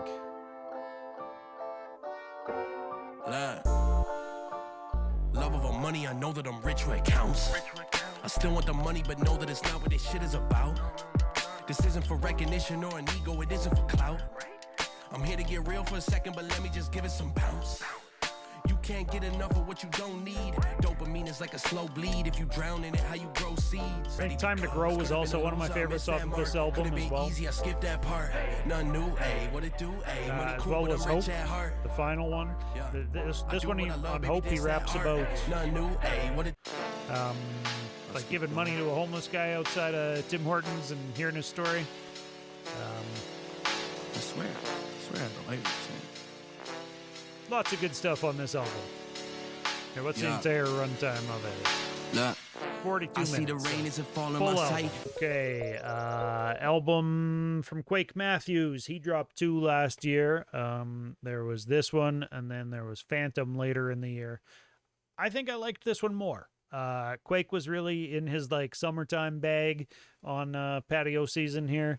You know, they used a lot of like these really recognizable throwback samples that I have no idea how the algorithm isn't picking up, or that aren't being flagged, or whether Quake paid for them or not. One way or the other, I'm glad that they're still up They sound dope. Quake killed this album. You know, a wide variety of flavors across it. None of it too, like, you know, heavy content-wise, but it's a fun summertime album that, exactly like it's titled, is supposed to be played on a patio someplace. And if that's the vibe you're looking for, that might be your album of the year. From Quake is, you know, a seasoned lyricist. He's been doing this thing for a long time. The bars are always good. The delivery's always good. Production level is high. Quake does a lot of his own production as well, so props to him on that. So you get the idea of that. I played the shit out of this album on At Sick last year, though, too. Like, played this. Highlight the ones that I can remember playing. Just keeps you a prisoner of your own mind. But have you ever thought, what if this is all just a dream? Whoa. Never gonna catch me slipping, never gonna catch me slipping, never gonna catch me slipping. Yeah, I played at least those four that I can recognize from. Might have played Coastin' as well. Might even played Just Like Me. This one's like a country twang song almost. I keep my eyes open and don't see no ceilings. Been winning so long, I don't. Yeah, you know, he had some features from KO and Jordan. All in their feelings, it's pretty revealing. I pay no mind. Classic samples here. It's awesome. Yeah, I'm sure about the booze. Yeah, man, we're gonna get our drinks on, we're gonna party and get crunk and rock out. As we go on, we remember. Sounds like a grad song. Ugh. The summer's ours, yeah. I step in the bar, lit up like RUGA.PIE. The meaning they hit you like we playing bumper cars. You wanted to hear more of the Friends Forever track? You shouldn't tell Fogle about it. And I was like, no, you should totally Oh, tell I did. Fogle. Well, up till that point it was. The hook was exactly just a re-sing of it. Let me take them back. I'm scrolling my memories over champagne. Yeah. Cringing over shit that I said. And like the loop is just a big recognizable sample for sure. Yeah. This is not a like, oh, I got an ear for it thing. This is like he wants to do an obvious remake of this song or whatever. Like it's an obvious. No one was trying to hide their sample usage on this album. So they grabbed a Sharpie and drew a dick on my forehead. Shit, I guess that's what I get. From then on, I learned to eat something before I sipped. We used to fit 6 in my homie's whip. No, you not hip to the hip top. Kaboom, Atomic, and The Dirty Sample. These guys, another very real contender. You know, if you like sample-based hip-hop, that's kind of chopped up a little bit more and not so like reliant on big, you know, 4 or 8 bar loop samples, as that last track or album might have been, you know. But that's the thing is though, is that type of nostalgia is what you want to hear sometimes when it's patio season. If you're going to play an album, you know, as you sit around a campfire or some shit like that, you want some vibes like that. So everything has its time and its place. And you know, as I'm sitting here in the middle of winter, that's not my vibes. But as I was driving home from Calgary in the summer listening to it, that was time for those vibes with the sunset over the mountains out west, you know. But yeah, Kaboom, Atomic, and The Dirty Sample, this is a different vibe from that. This is definitely some like dusty, chopped, sampled boom bap steez for the beats, and then Kaboom Atomic is funny as fuck and witty as fuck and just has really great perspectives on things, isn't afraid to insult you know, half of the political spectrum a bunch of times, which I very much applaud. Like, I played the shit out of this album too. This might have been the most played album. I think statistically, when I broke the stats down, this was the album. I think I played 8 of these tracks. Out of 14. Came out in February, late February. You wanna dance with the devil, then you start a church. You wanna stand on my level, but I mark the turf. This ain't hate, it's all love. I ain't mad at kids. I'm spending more time on them than their daddy did. Another nail in your coffin while you're staggering. Some of y'all don't get the message till it's hammered in. Pow! I'm a skull staircase, one step ahead. Spraying full bear mace, one breath you dead. COVID raps too. He wrote some of this during COVID. Let's make a bet. 6 feet is the closest you will ever get. You think this quarantine's a hoax? Let's make a bet that the evil 1% wished you paid your debts. The world cannot be solved if you just make your bed. They didn't take away your rights, they'd rather take what's left. Ooh, the world cannot be solved if you just make your bed. Shut the fuck up, Jordan Peterson. You can't make it happen if you share a me. You'll never make it happen, but you dare to dream. I know the evil, but you need a wider view. Because your so-called enemies, they dying too. You blame the media, but you consume it. You blame the people that study because you're stupid.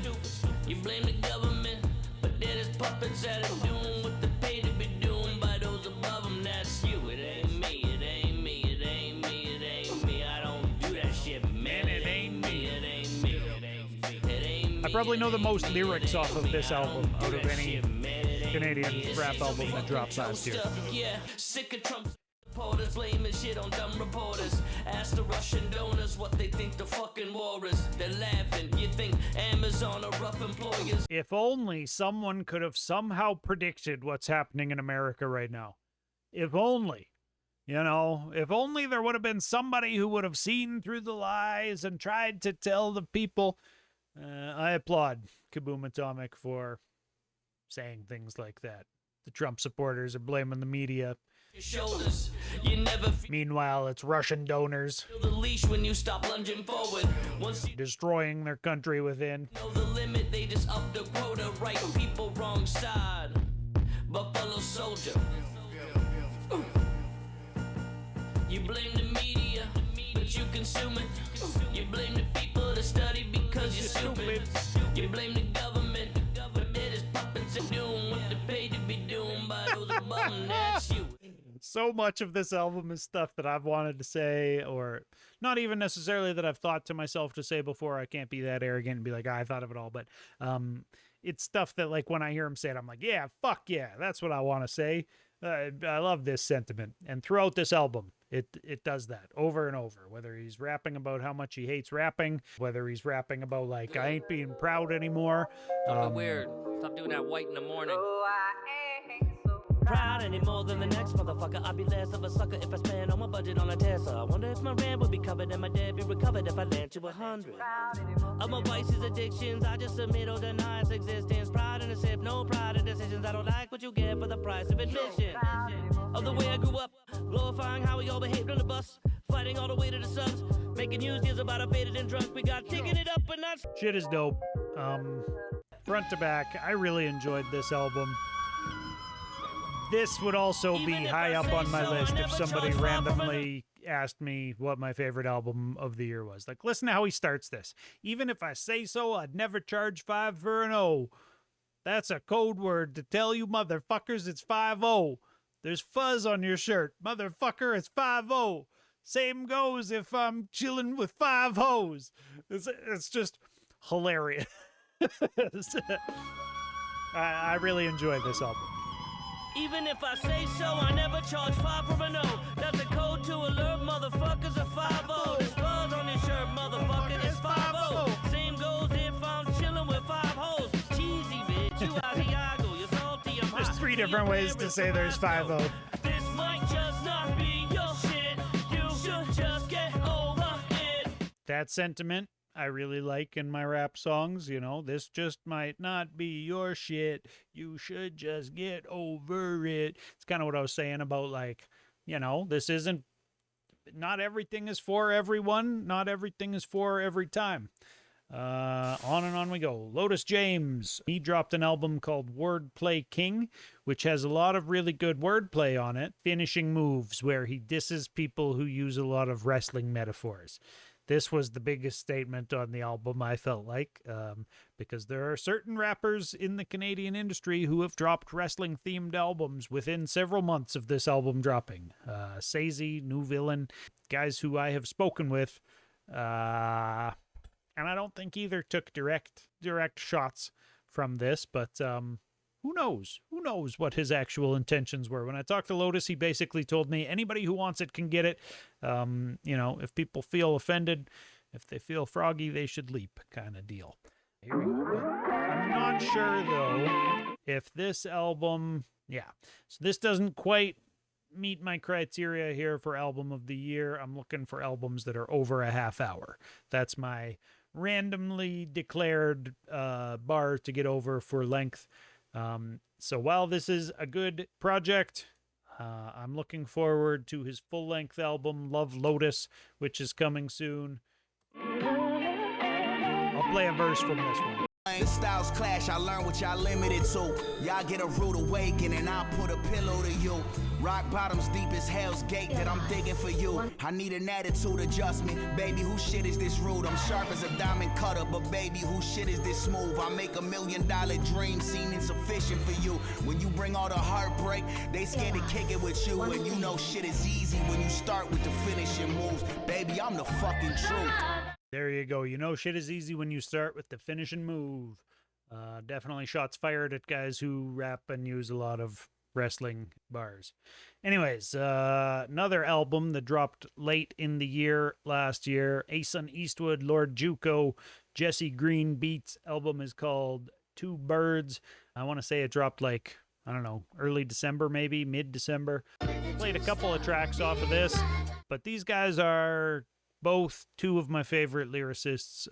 If I had to just tell you my favorite lyricists in the country off the top of my head, they both do like slow flow. They both drop a lot of gems as far as like actual knowledge that, you know, street knowledge cooked into it. You can tell the real dudes out there who have been around because they actually have, you know, some smarter insights on the street life than just the like surface level, like I do this shit and I sell these drugs, like, you know, I'm glamorizing it or whatever, like to take lessons out of that type of thing.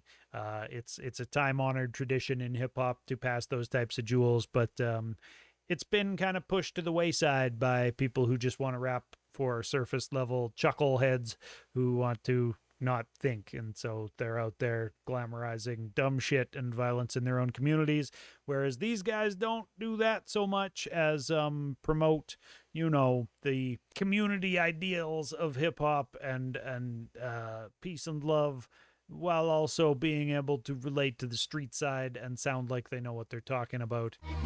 One heart, one home. Yeah. And there's a lot of, like, you know,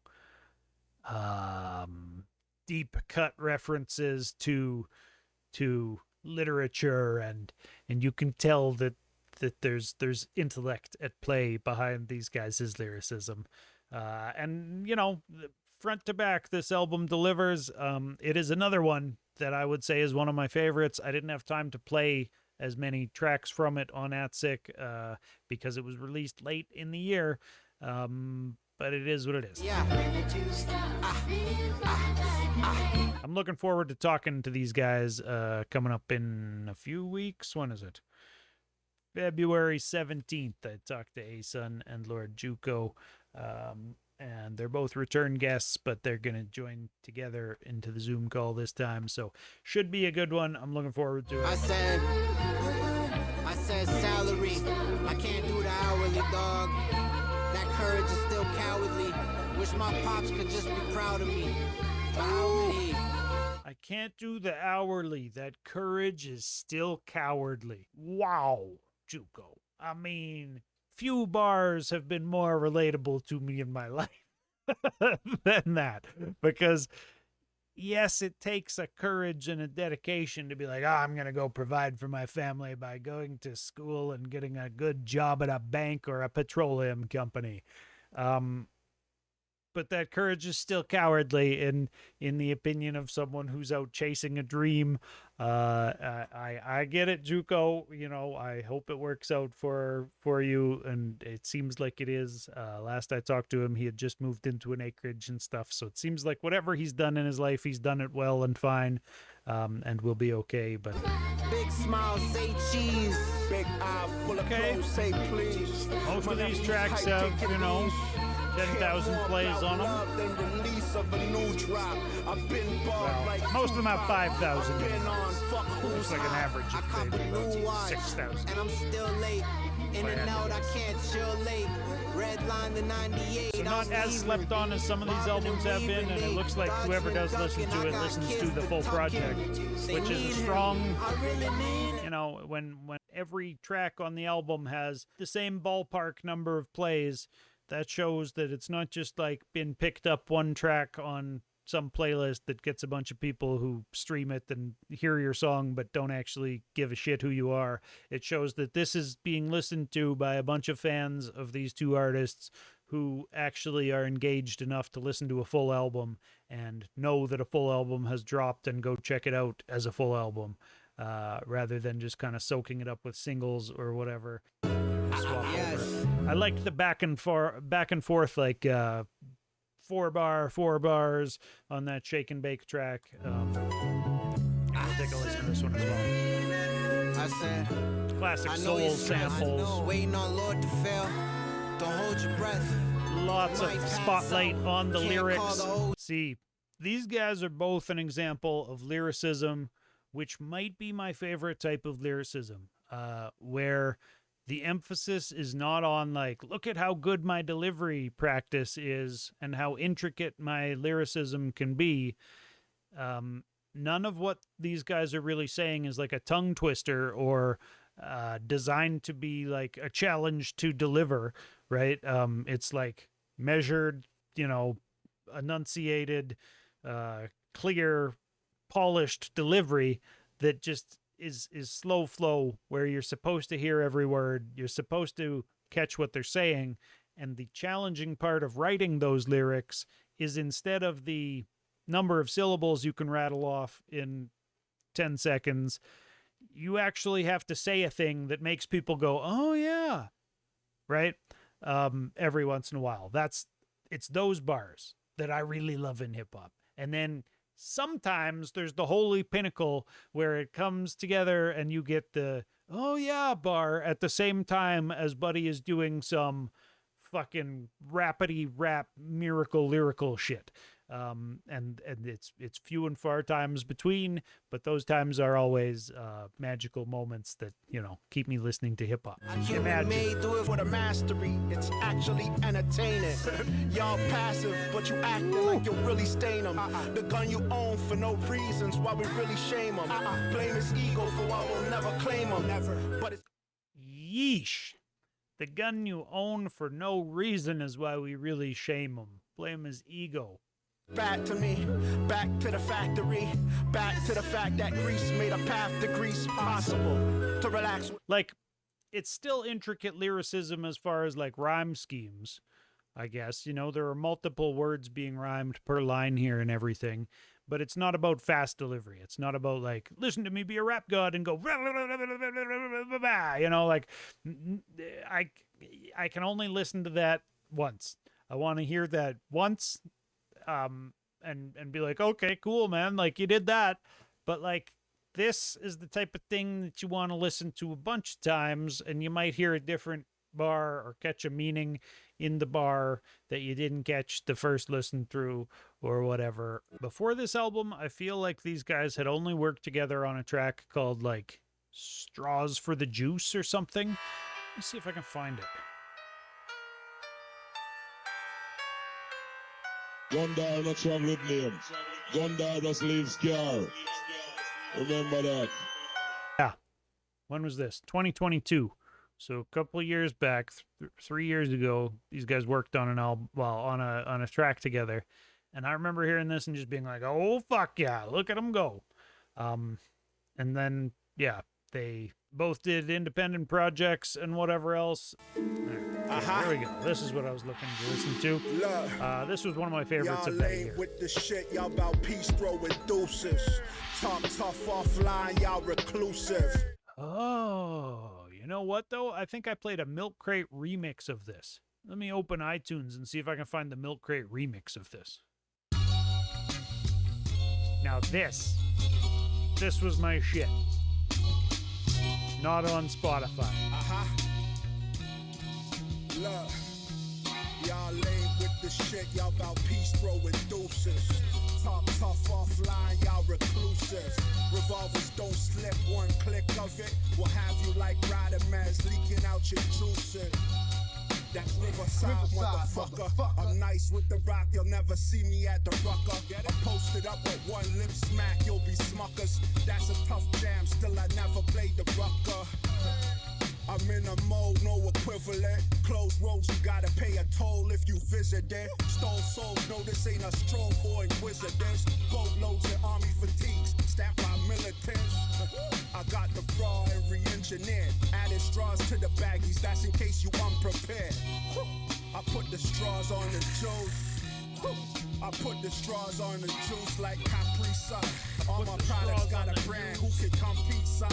Bury pesos in the sands where the sun seems young. I was raised with a plan, each one teach one. We defy what was meant for us. Everywhere I look, the same ones trying to stencil us.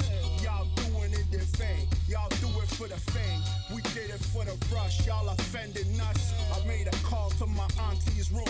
She said the chicken with a note, that red beef stew. That meant no attempts, that meant eat food. She hit me later laughing at the evening news. That's a win. I put the straws on the juice. I put the straws on the juice. I put the straws on the juice like Capri Sun. I put the straws on the juice. I put the straws on the juice. Each one teach one. This remix is really nice. Milk Crate doesn't fuck around. Put the straws on the juice. Hands of sandpaper with the touch velvet. The flow, Lil Richard, who the fuck's Elvis? I don't trust youth, now I don't trust elders.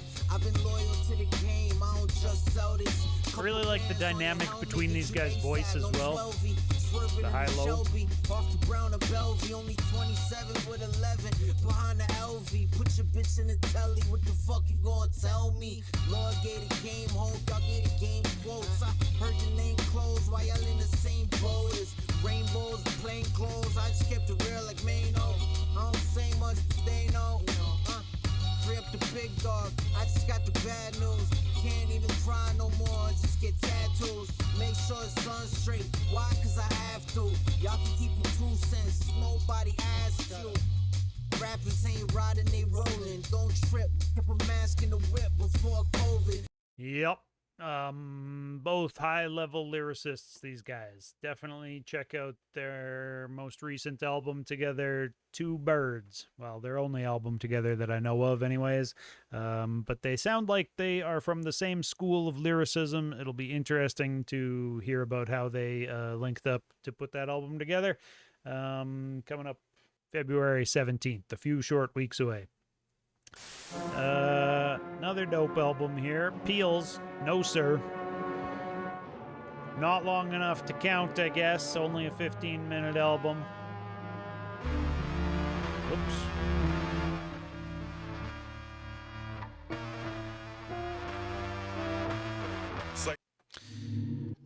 But that was a dope album, though. I definitely have a lot of love for Nohsur and Jimmy Burnett. You know, they're both dope, and they both are good lyricists. I think, you know, Jimmy producing that album was a good look. Dope to see them link up. I hope to see much more from them both in the future.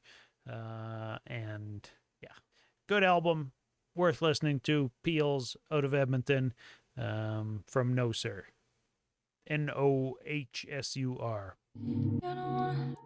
Now out to Niagara Falls.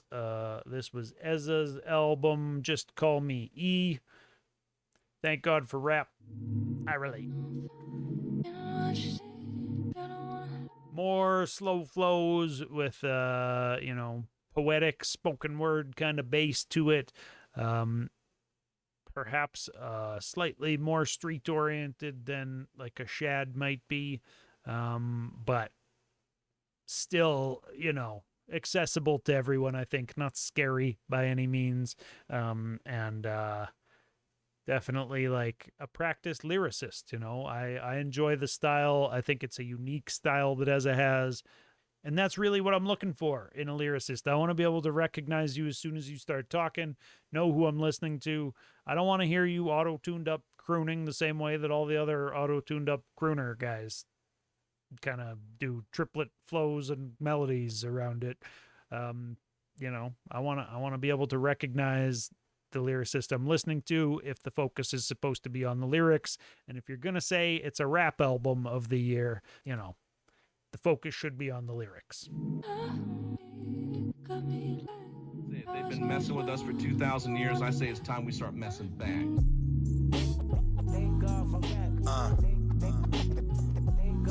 It's E. YN.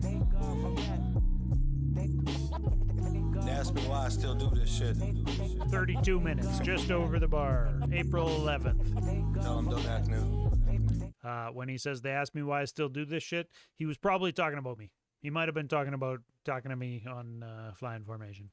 Yeah. I'm not sure if that was before or after this album, to tell you the truth, when I first talked to Ezza. But it's probably a time that I bring him back on the show. And so he does have another album that dropped. I think it's early 2026, his other album. Let me take a look. His new one is called Castle in the Sky. And it dropped, January 2nd. So not a 2025 drop. But that's what we're going to talk about when I talk to him on April 28th on Fly-In Formation, which happens here on this channel. Interviews every Tuesday. Couldn't hold my son for a month. He was living in a box, I was living in a blunt. Steady packing marijuana in a bong. Thanking God me and his mama are in love. Without her I'd probably fall. She knows I gotta process my trauma in these songs. Still got some problems I can't solve. And the solution to them isn't obvious at all. I'm on what my doctor says to be on. Zoe, Gabby, Vivian. I'm real on a cocktail shit. Like a prom. Plus I'm addicted to this coffee and this crime. Thank God for rap. Yep.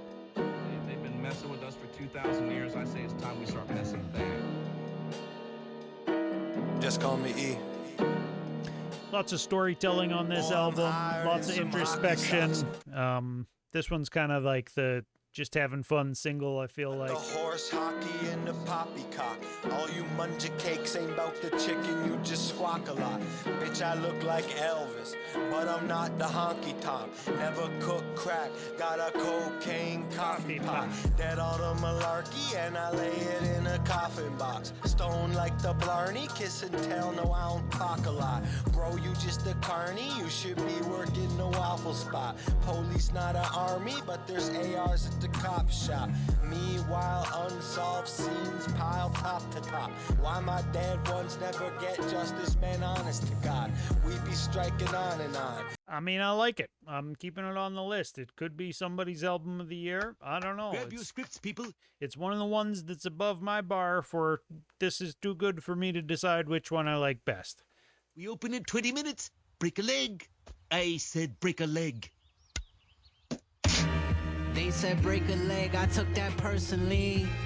Fresh about surgery, perk to nurture me. Nurse Juco's album Break a Leg. Sushi for it's too late. 27 minutes. Movie at Cordelucci. My baby bring me toothpaste. Marie like Sue Saint.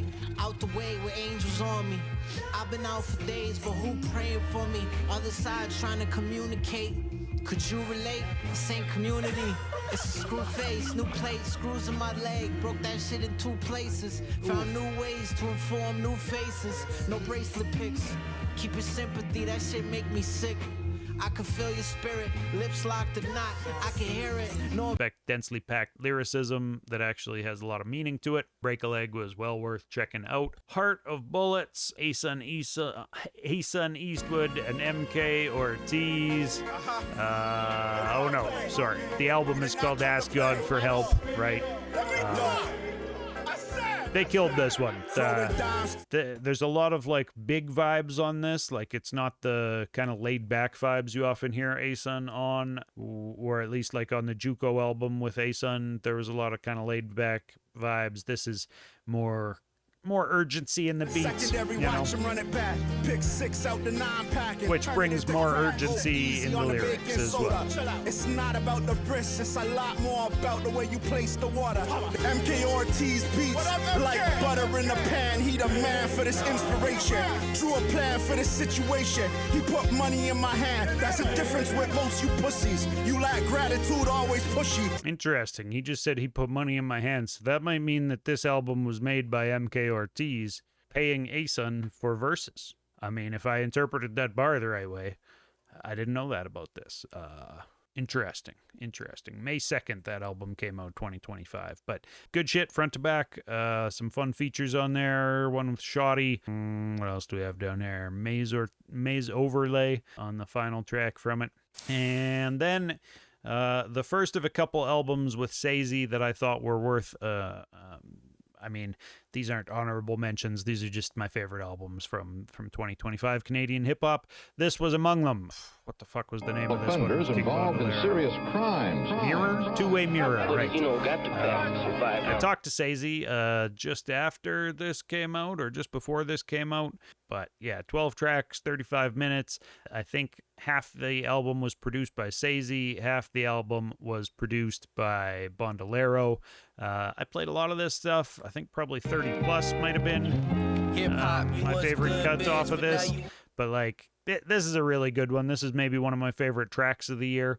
You know, they got Tona on it with them. And yeah, you know, it's just good to see the underground kind of work with each other and knock out just really quality music like this. So I like to see just Bandolero and Sazy working together, and then to bring in, you know, AO Biggs and Tona, and I don't know if there's other features on this or not really, but yeah, definitely a dope album, worth checking out. I'm going to let this run for a second and go make myself a bag. Fake hair, fake eyelashes, lip inject, slapping crackers in the face, my palm will knock the pink off. This shit'll fuck your organs up, these bars are like a drink off. Now take a shot. But I like the mashup of half of the album being produced by Sazy and half of the album being produced by Bandolero on this one. Definitely Two-Way Mirror was worthwhile. I played quite a bit of it. Worth a listen for people. On some completely other shit, another MC that I talked to, Edmonton-based MC Trips, who was on Kryple's album earlier. They were both part of the Doom Squad.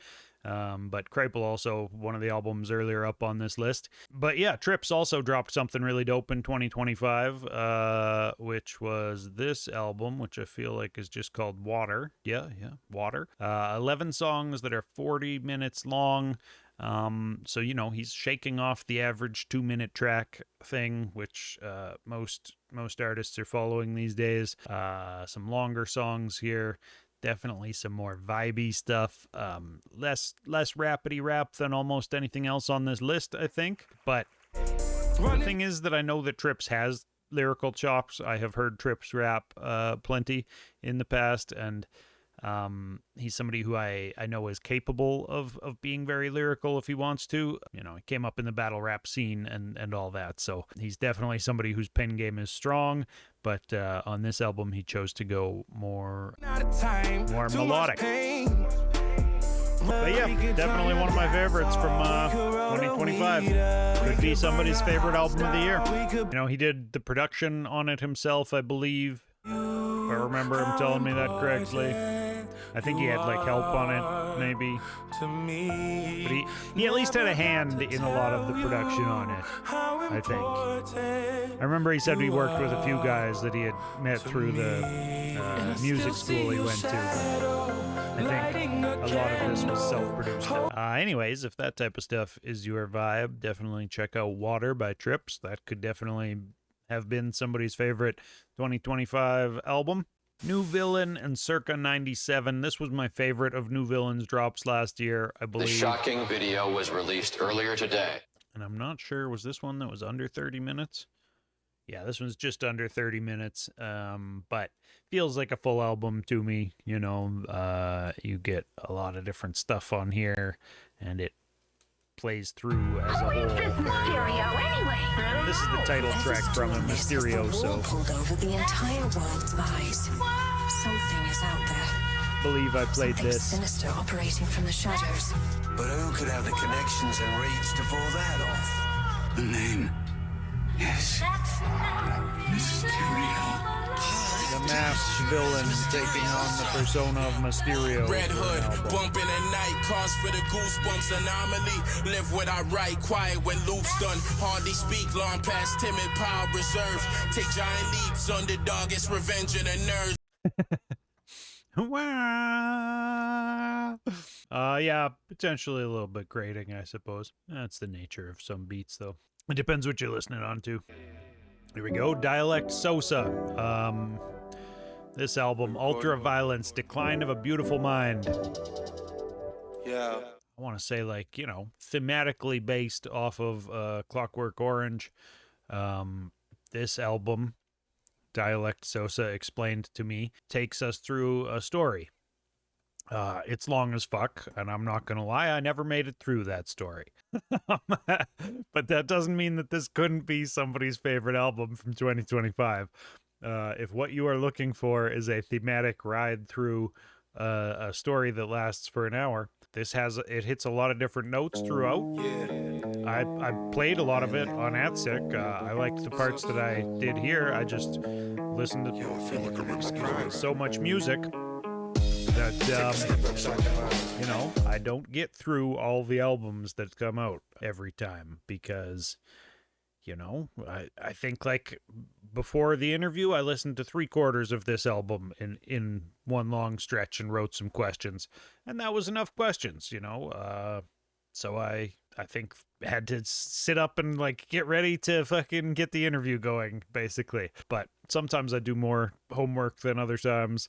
But Dialect Sosa has continued to drop new music after this, and this is all, like, self-produced stuff. You know, him and Ezza on this one. You know, you get these kind of vibes. More aggressive, braggadocious, call and answer kind of straight up boom bap stuff. And then you also get some stuff that's more melodic. I was young, getting money, you could call me Lil Weeze. Block was hot, it was 500 degrees. The milk would rot, we was all about the cheese. The Parmesan, think we got each Genovese. Bad boys like the Pistons, me and my henchmen, we would look off into the distance. Wonder what's left of our Dialect got styles, you know, he's got a lot of different styles. And continues to drop singles that, you know, have varying styles on them. It's an interesting run to watch. I'm enjoying it. He was different, I was eager to need to grip it. Wait, let's be specific. Put your body in the deep Pacific. Lyrically, I'll leave you missing. I'm E.T., but I'm E.T. the mission. Here we go, Ezza. But we kept on pressing through the Badlands. Haters suggested we never advance. Had me feeling self-investment was a bad plan. Like I just pulled up to Denny's and I'm hammered. But now I'm just pulled up to Denny's with the hammer. Like this is stick up, make your French toast sticks up. Give me all your bacon, you about to give the pig up. Like a convert, at your concert, you big stuff. As soon as me and Sosa walk in, the jig's up. What we were after now you was know, the old Sazy feature on visit. this album as well. That was a real kick, and good for laughs and lashings Couple of of the them. old ultra-violent. Ultra-violent. Ultra-violent. Yeah. There are moments on here that lost me a little bit with some kind of like horrorcore themes, but, you know, to go with the ultra-violence theme, that's to be expected.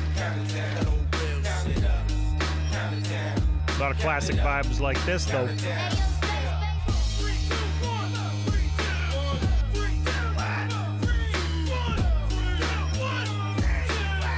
This could be somebody's favorite album of the year. I wouldn't be mad at it. I think the argument is there to be made. In fact, I believe Dialect Sosa did make that argument. He was telling me about how he's the best to ever do it. And I respect the position.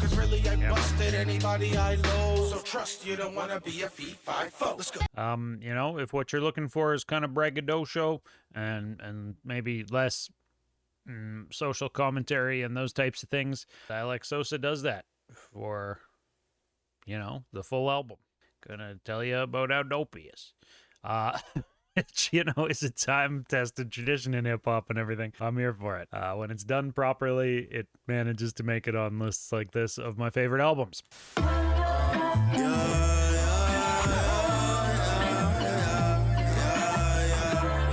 Ghost Boy RJ. Dude made waves in 2025, worked with a lot of different artists. Toronto-based cat. This album's got Roshin, Six Letter from Baker's Club, Kryple from Baker's Club, John Kabongo.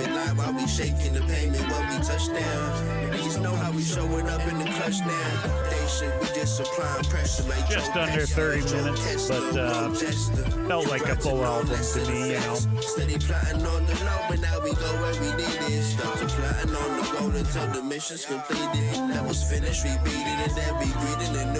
We just planted some seedlings to have a peak in the truth.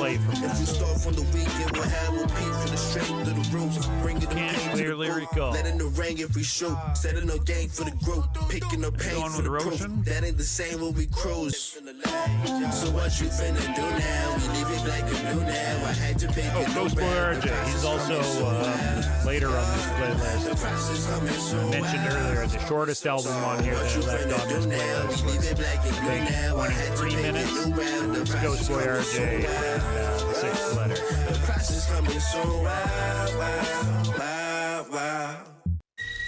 Smoked out, laid back, chill shit for the most part from Ghost Boy RJ, from what I've heard. Ghost Boy RJ, let's go. High level lyricism. Oh, yeah, rugged. Lay it out like a cornucopia. Your rappers is corny to corner code. I'm a Kodachrome to your cornea. Push your pull the accordion. You recording? Yeah, I did play this. I'm that's the one where Roshin says the cone of cold to your cornea. Lay it out like a cornucopia. Your rappers is corny to corner code. I'm a Kodachrome to your cornea. Push your pull the accordion. You recording? Or something like that. I'm Rappers are corny. The cone of cold. I'm a pull a chrome to the cornea or something. I'll put a chrome to your cornea. Really on it like Dylan Ponders to run the town. Spit out vomit, fill the promise. That's a good part too. Like Dylan Ponders that run the town. Dylan Ponders ran 100 fucking marathons in 100 days. Yeesh. When you can get a bar like that off and give a shout out to a fellow local musician, you know, why not? If I'm honest, I'm shitting on anyone around. Meditation, use some medication.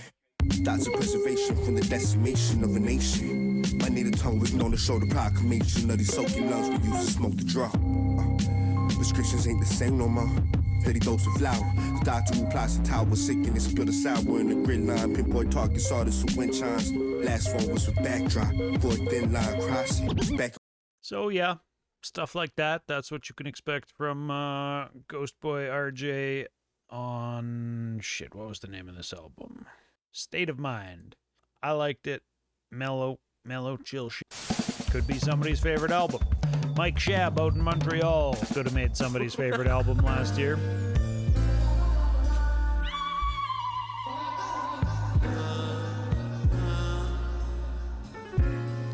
Shab Van Gogh. I make that money turn green, red, brown, blue. I fuck my bitch all that down, don't need a round two. Yeah, junkie hit the two-step and bust a ground move. How you know so much about me? I was never around you. Buffs cost a grip, that 2020 vision shit. I was making money off rap, even when I was broke. I was drawn for making beats, more than bagging up dope. Youngest looking up to me and shit, I'm really the hood pope. My bitch thicker than a pit bull. Pussy hit back harder than a missile. I scrubbed the cake off my utensils. I like Mike Shab's kind of off-kilter flow. That's because I earned that. Ask about a nigga on the code, I never like, turn my back. It's jazz, Ask about right? a nigga on the code, jazz I never delivery, turn my I feel like. Especially on a track like this. Every time we pop out somewhere, everybody scratch.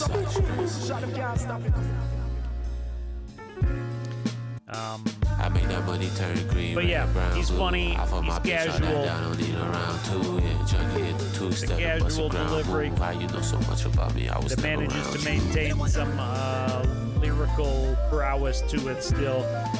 I'm here for it. I remember I played Merry-Go-Round.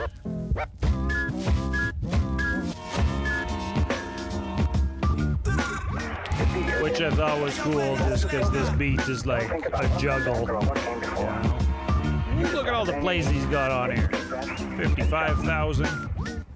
You don't want bumping to me, I get it. Cap ass nigga keep yapping already. Merry-go-round, you strip like the 80s. I'm dirty dancing like Pat Swayze. Shout out my brother, real crack, mate. In the kitchen posting with the trap. Mike Shad is definitely finding some of the support that he deserves. Don't get flipped, that two-tone look like extra dip. Fun shit and she extra thick. Look at them one of the dots on the side Montreal of the front mix. runners I keep for that shit sure. on the side of my head. I keep that shit at the side pocket. I think I might also play Disco Duck. Nigga, I'm fishing, I stop with these fishing, man. Let's see. Do I remember this? Or maybe I played the original Disco Duck. This is Disco Duck 2. I don't know. I think I played Jank, maybe. I run down your street, I never get cramps. Rap ass niggas always switching up camps. Bad little bitch trying to slide down the ramp. Bad little bitch trying to jump my tramp. Long live, he was smoking that fit. They found his ass. You know, just these beats are real distinct. I'm not exactly sure who's making these. Not sure if Mike Shad does his own production or not. I'm the moonwalk stabber like See Michael if the Jackson. AI I put her to knows. sleep, do I back. I come on your real with that fire action. Yeah, got a brand new yacht with a side attachment. My mama proud she keep bragging about her son. I put it up and buy her something new every month. I smoke up a P like damn near every month. I fuck up a 10 like damn near every month. Nigga, I do this for fun. This shit like a game. I put my own step. Okay, yeah, it says he is a producer and engineer. So that's cool. You thought she was sweet, he got Mark with a dick. I run down your street, I never get cramps. Rap ass niggas always switching up camps. Bad little bitch. I'm here for the new interpretation of jazz, They found his ass basically. ain't dead in his tent. Get hit with a 10 if he tested my temp. I put shit on his ass, he got left with no pampers. Flug on my hoodie and flug on my pants. I'm at a casino like Clay. Get hype by the 100, ain't never seen bands. Dude is painting entire soundscapes. Hence Shab Van Gogh. Here's the most popular track on here, Underground Legend.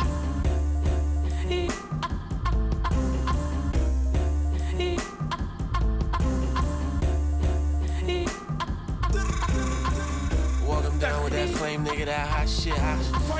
All my niggas sell cane, he wanted 4, I gave him 2 flat. First sell was like 2 bags, I went and bought me a new match. Yeah, you can hear the 10,000 hours for sure. Production and lyrics, all Mike Shab there, Shab Van Gogh. I like it. I'm here for it. Then the next album that I put on this list that is no longer actually on Spotify because Lee Reed is a real dude who doesn't fuck around with people who don't pay him like that, I'm sure, and whatever. Let's see. LeeReed.bandcamp.com. Is that a thing? Drop the charges. Okay, so now he's on Strange Famous. Let me take a look if I can find Strange Famous on here. Sage Francis. Here we go. Pitchforks and Torches. Lee Reed. A lot of the complaining I've been doing lately has revolved around how there's a lot of hip-hop artists who aren't saying nothing. They talk a lot of words, there's a lot of words, and words and words and words and words, but they never really tell you much, and you walk away, some guys, after 10 years, I don't really know what the fuck they stand for or what they believe in, which is kind of silly if I've been listening to them say words and words and words and words every fucking week. Lee Reed, on the other hand, is not a guy who's like that. Lee Reed will let you know what he thinks, and I've always respected his music for that. He comes at it with a real punk rock vibe that, I think has always been closely intertwined to the hip-hop that I love. The anti-establishment, rebellious, against capitalism, community building focused type of a movement that I believe hip hop should be and often is and has been throughout its history. I think that's shows really strongly in somebody like Lee Reed, who started out in punk bands and has worked with a lot of bands over the years. I should get Lee Reed back on the show, definitely. He was a great interview. I really enjoyed that one, but haven't reached out to him just recently. He's doing quite well over on Strange Famous, it looks like. A lot of people have been supporting the album, it seems. What the fuck did I play off of this?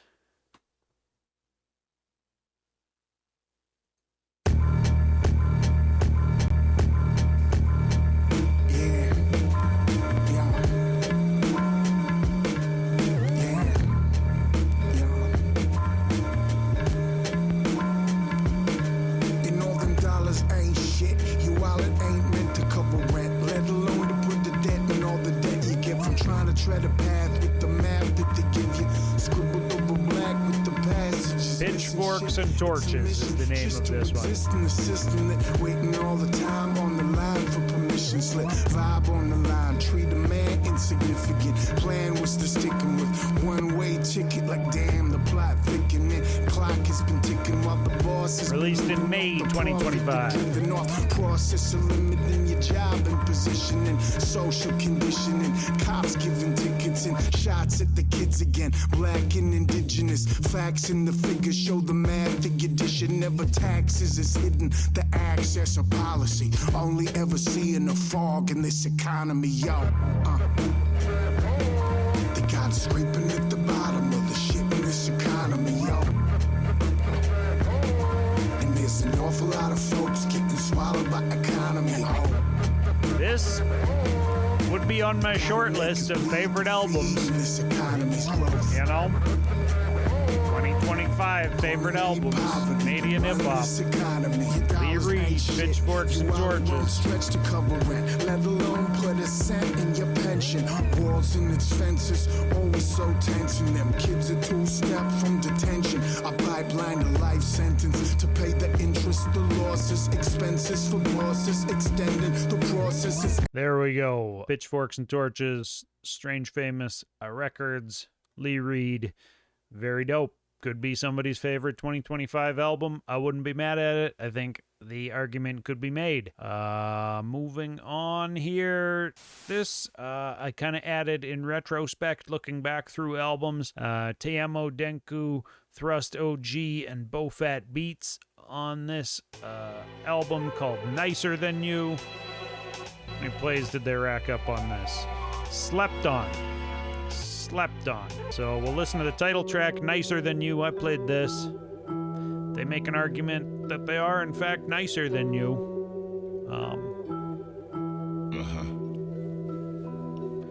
Veteran MCs, these guys have been around doing the thing for a long time.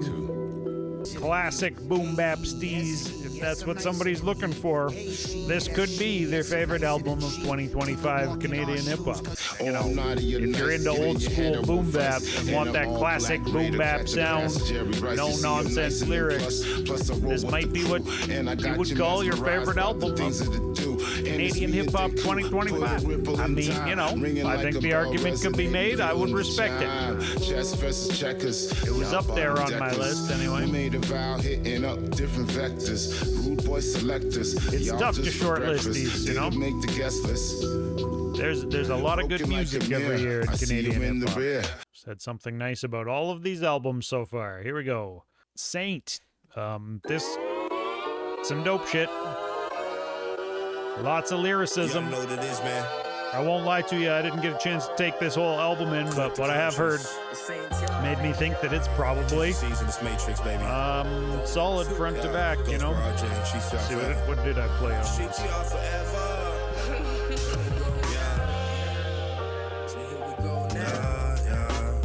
I think this actually. Or maybe I did listen to the full album. Why do I recognize this? I think I played this, bro. I'm feeling like I need a reason. Saint and Ghost Boyard. A new stance adapted from the life that we live in. This time, I won't be so forgiving. Shit, real life. I don't fuck with everybody inside of the room, but shit, I keep it cool, yo.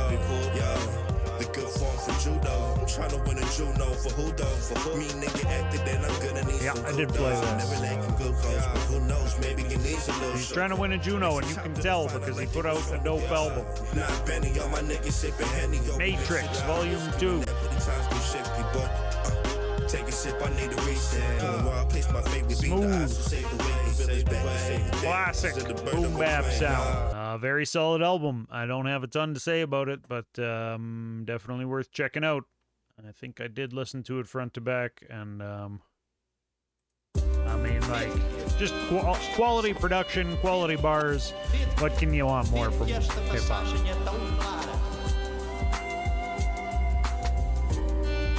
Content, intricacy, grit, soul, shit. Nesta língua rimar fico desafiado. Eu pop baixo da terra, mas even bilingual. Yeah, I like that album. Solid. Matrix Volume 2. Could be somebody's favorite from 2025. Here we go. VLXL and Cypher Soze. Cypher Soze is strictly a rapper. Era pulling the balaclava up inside a duplex. He said you from the city of the Isles and all them root sweats. Toronto MC, gritty delivery and punchlines. Production on his projects handled by others such as Finn, Future Wave, and Sip. Ask Laurie Lowe, slipped it in a post, tucked the whales, not the horoscope. Bought in this boat, are you a foreign in a dope? I got dresser drawer, napkin shots, ordered on the low. I've been around the block when there was more street-oriented shit, but very lyrical as well. What's the deal? You ain't squeezing past the fucking foot further.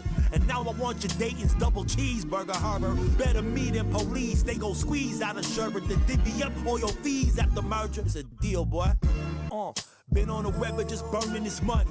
Behind the web, whipping the bully, just burning his gas. You see the garment for the grams, burning his paper. Y'all ain't taking it with you, or who taking the bag?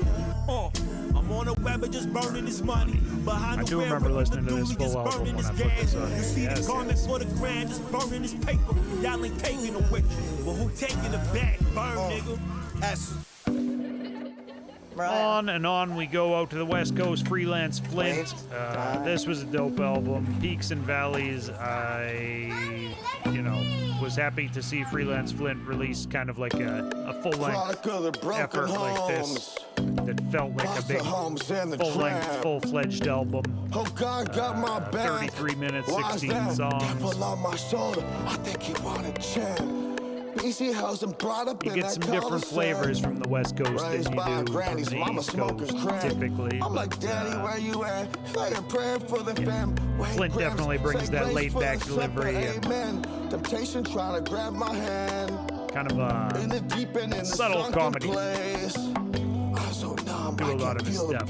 Mixed in with a ton of introspection. Similar to like an Ezza, really. These guys work well together. I think Ezza's off on this. Yeah, he is. Nimbus. Hellbound, and my sin is insane. Lord, forgive me, sometimes simply I got bills to pay. I think I played this remake of Scarface classic from Every day 2004. been the same old thing on my block. Stay ahead of the trends. Cocaine with coconut wash. You had to hustle, weighing weed in the Ziplocs. Fasting cause the eyes were red, feel like Cyclops. At my spot, we did ecstasy back then. TJ went to jail, then he went back in. Hastings to the Nimo, ran through my spot. Mama smoking rocks. Flip the entire rhyme scheme. Kids on the block, 6 up, working tube socks. Did mama wanna be a G, so we bumpin' Tupac. That's me, dog, on my block, and had to play the big shot. Had the Will Smith, some of these niggas slapping Chris Rock, and my nickname was Sneaky Pete. If white Jew could see me, he'd be trippin', and I bet he still try to tease me. In my hood, if you fucked up, we laugh at it. These girls ain't in school, they play niggas and act ratchet. Fuck with me, that don't make sense. I burn trees just like incense. Man, you. But yeah, that's what you get from Freelance Flint. That was a really dope album. Peaks and Valleys, I mean, just like the name would suggest, it highlights a wide range of emotions and moods throughout. Moving on, second album that I've got on here that featured Sazy on it, Jamal Gasol and Sazy, Smoke Wave 2. And I will strike down upon thee with great vengeance and furious anger those who attempt to Sazy, I think, dropped 5 or 6 albums last year. You will know I am the Lord. Here, I played this, and I really like it. Jamal Gasol, Sazy, and Lord Juco. Rich people. They've been messing with us for 2,000 years. I say it's time we start messing back. Ain't nothing given up for free. I wake up in a bad mood, but keep it cool like I was Keith. Yo, on an Ezza beat, I can only imagine, because it had that drop on it. Twice to get the plan B, but it wasn't open shit. So they burnt a whole carton. You know I'm go-karting like faux pardon. Elbow drop on center court, baby, that's so robbing. I'm known for masonry work. I built that stone coffin. The fizzy Womack. I play the janitor. I'm mopping. And I was at the poppy store just buying backwards, but I had to pop off like I'm Papoose, I ain't rhyming back. Dropped late in the year. I want to say it might have dropped in December. Rich people play with powder in their face. Your fingers sticky like gunpowder paste. You want it all, don't you? Thinking I would cry about you. I would never die about you. You ain't really gotta worry about it. I only shoot rich people. Bow, bow, bow, bow, bow. Okay, we only shoot rich people. Don't get even, we just get equal. You know the vibe. I only shoot rich people. Bow, bow, bow. I'm here for it. Okay, we only shoot rich people. I don't get even, I just get equal. You know the vibe. So much money, break the rubber band. Going Hall of Fame from quarterback and Randall Cunningham. Never do consignment, I be spending with who front your man. I don't fuck with taxing on my package. Middle finger up to Uncle Sam. Mama used to clean the house to Mary J and Lauryn Hill. And his rumor son grew up to be who keep the orders filled. Them border tales wasn't lies, boy, my life real. I can't afford any more federal thrills. They just had dope shit as well. This might be the first one from a Saskatchewan-based artist that I've got on this list.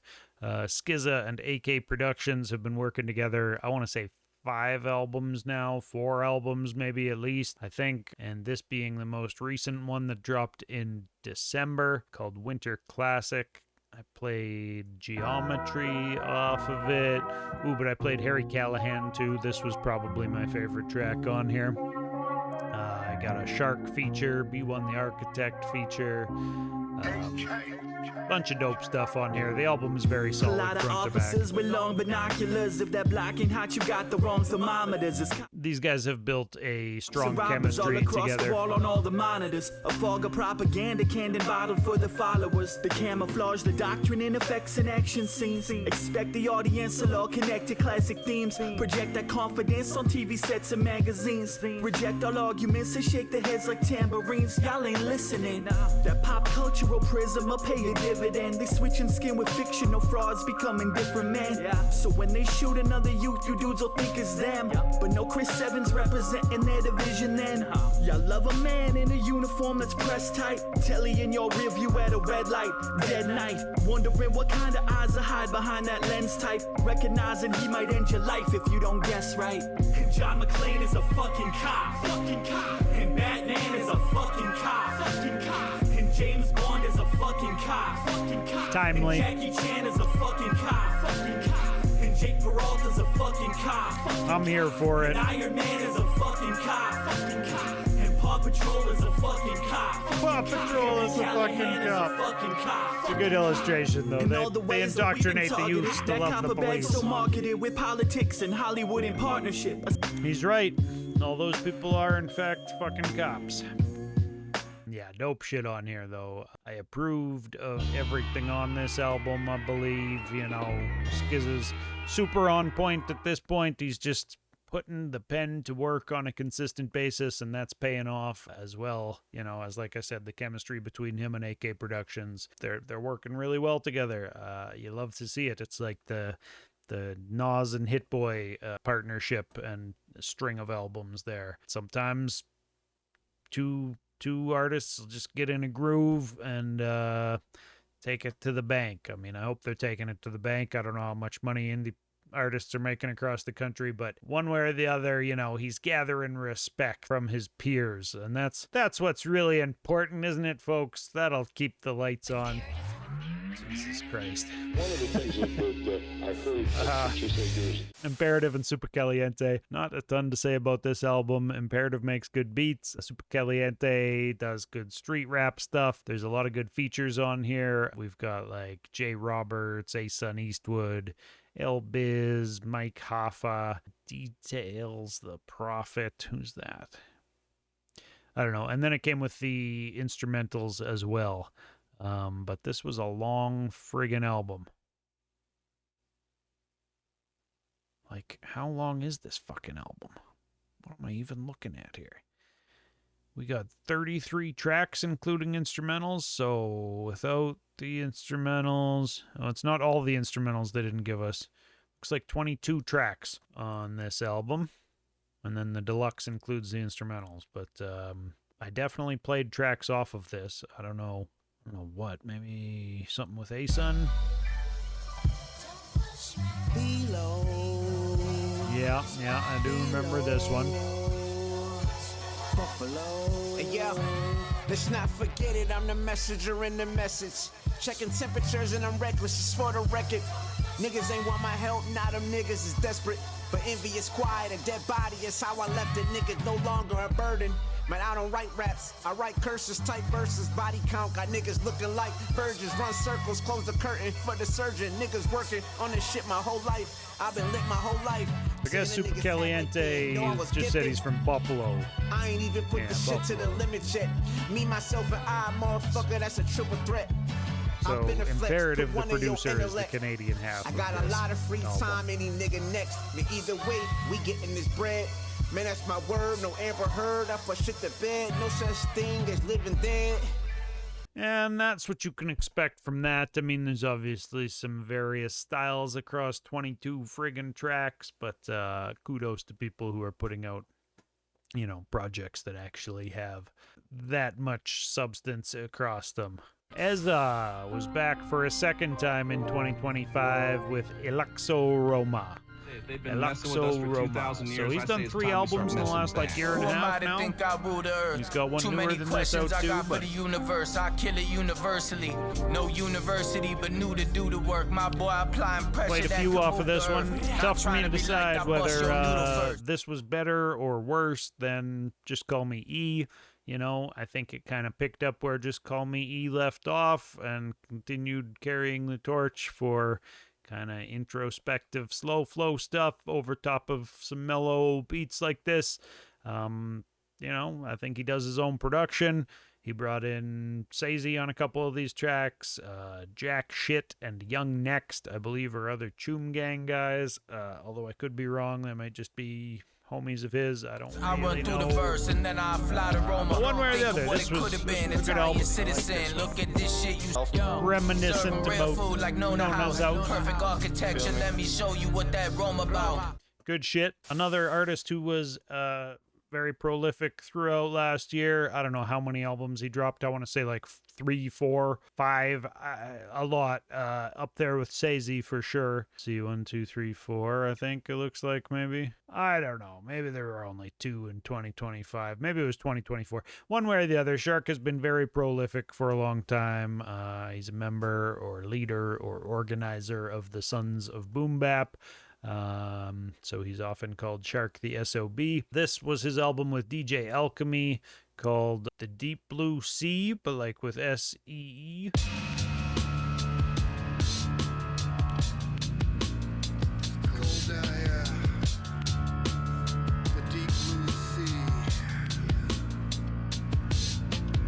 I've always mixed my artistry with politics.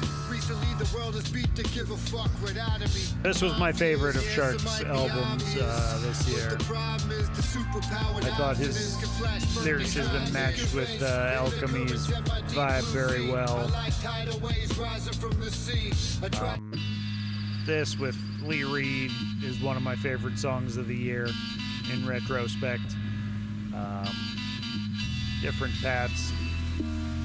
Shark, DJ Alchemy, Lee Reed off the album Deep Blue Sea. I'll be right back. This shit is dope. I'm gonna let it run. Lost. The ship has been off course since before we're born. There's been a shitstorm forming just ahead of us since they started to measure it. Chart that spread of it into cost and benefit. Lost that sender, no track, gon' get a shit. Path beset with traps and class enemies. Blacks and the etiquette or a set of ethics. Just straight kinetics of market, can't get it. Get it yet? They want us dead. The worldwide control burn. The purge, every asshole that won't learn. Everybody's out for themselves. It's a world filled with self-righteous arrogance and no failed experiments. You brought a knife, you will fight against Americans. Ever been your thinking while we punish good Samaritans? In all of my experience, I've learned a couple things. Always watch for poison when you break bread with kings. It's bad. 2 steps from a collapse, man. Okay, so there was Shark's album. Tachichi did this album. Let me see here. What the fuck was it called? It was like a mixtape style album. Peak Performance. Meet the Cynic. What we'll listen to here. I definitely played a few off of this. Bunch of dope shit here though. I think I played At the Top. Him and Lavender on a classified beat. I'm looking at the rich people out my window. Most played track on here. Why is it my climb been so suspenseful? But success seems far away. I'm almost at the top. But the top seems far away. I'm almost at the top. But the top's so far away. Yo, class, the sound is a movie. This here is Breakfast Club. Haters stay on detention, mentioning us in class. So, in that it's a mixtape style, there's a lot of different vibes on this. A lot of production from different people, but also a lot of features, you know. Dirty Dane, Bassline, Moves, Lavender, DK, Danny Miles, C. Classified, as mentioned earlier.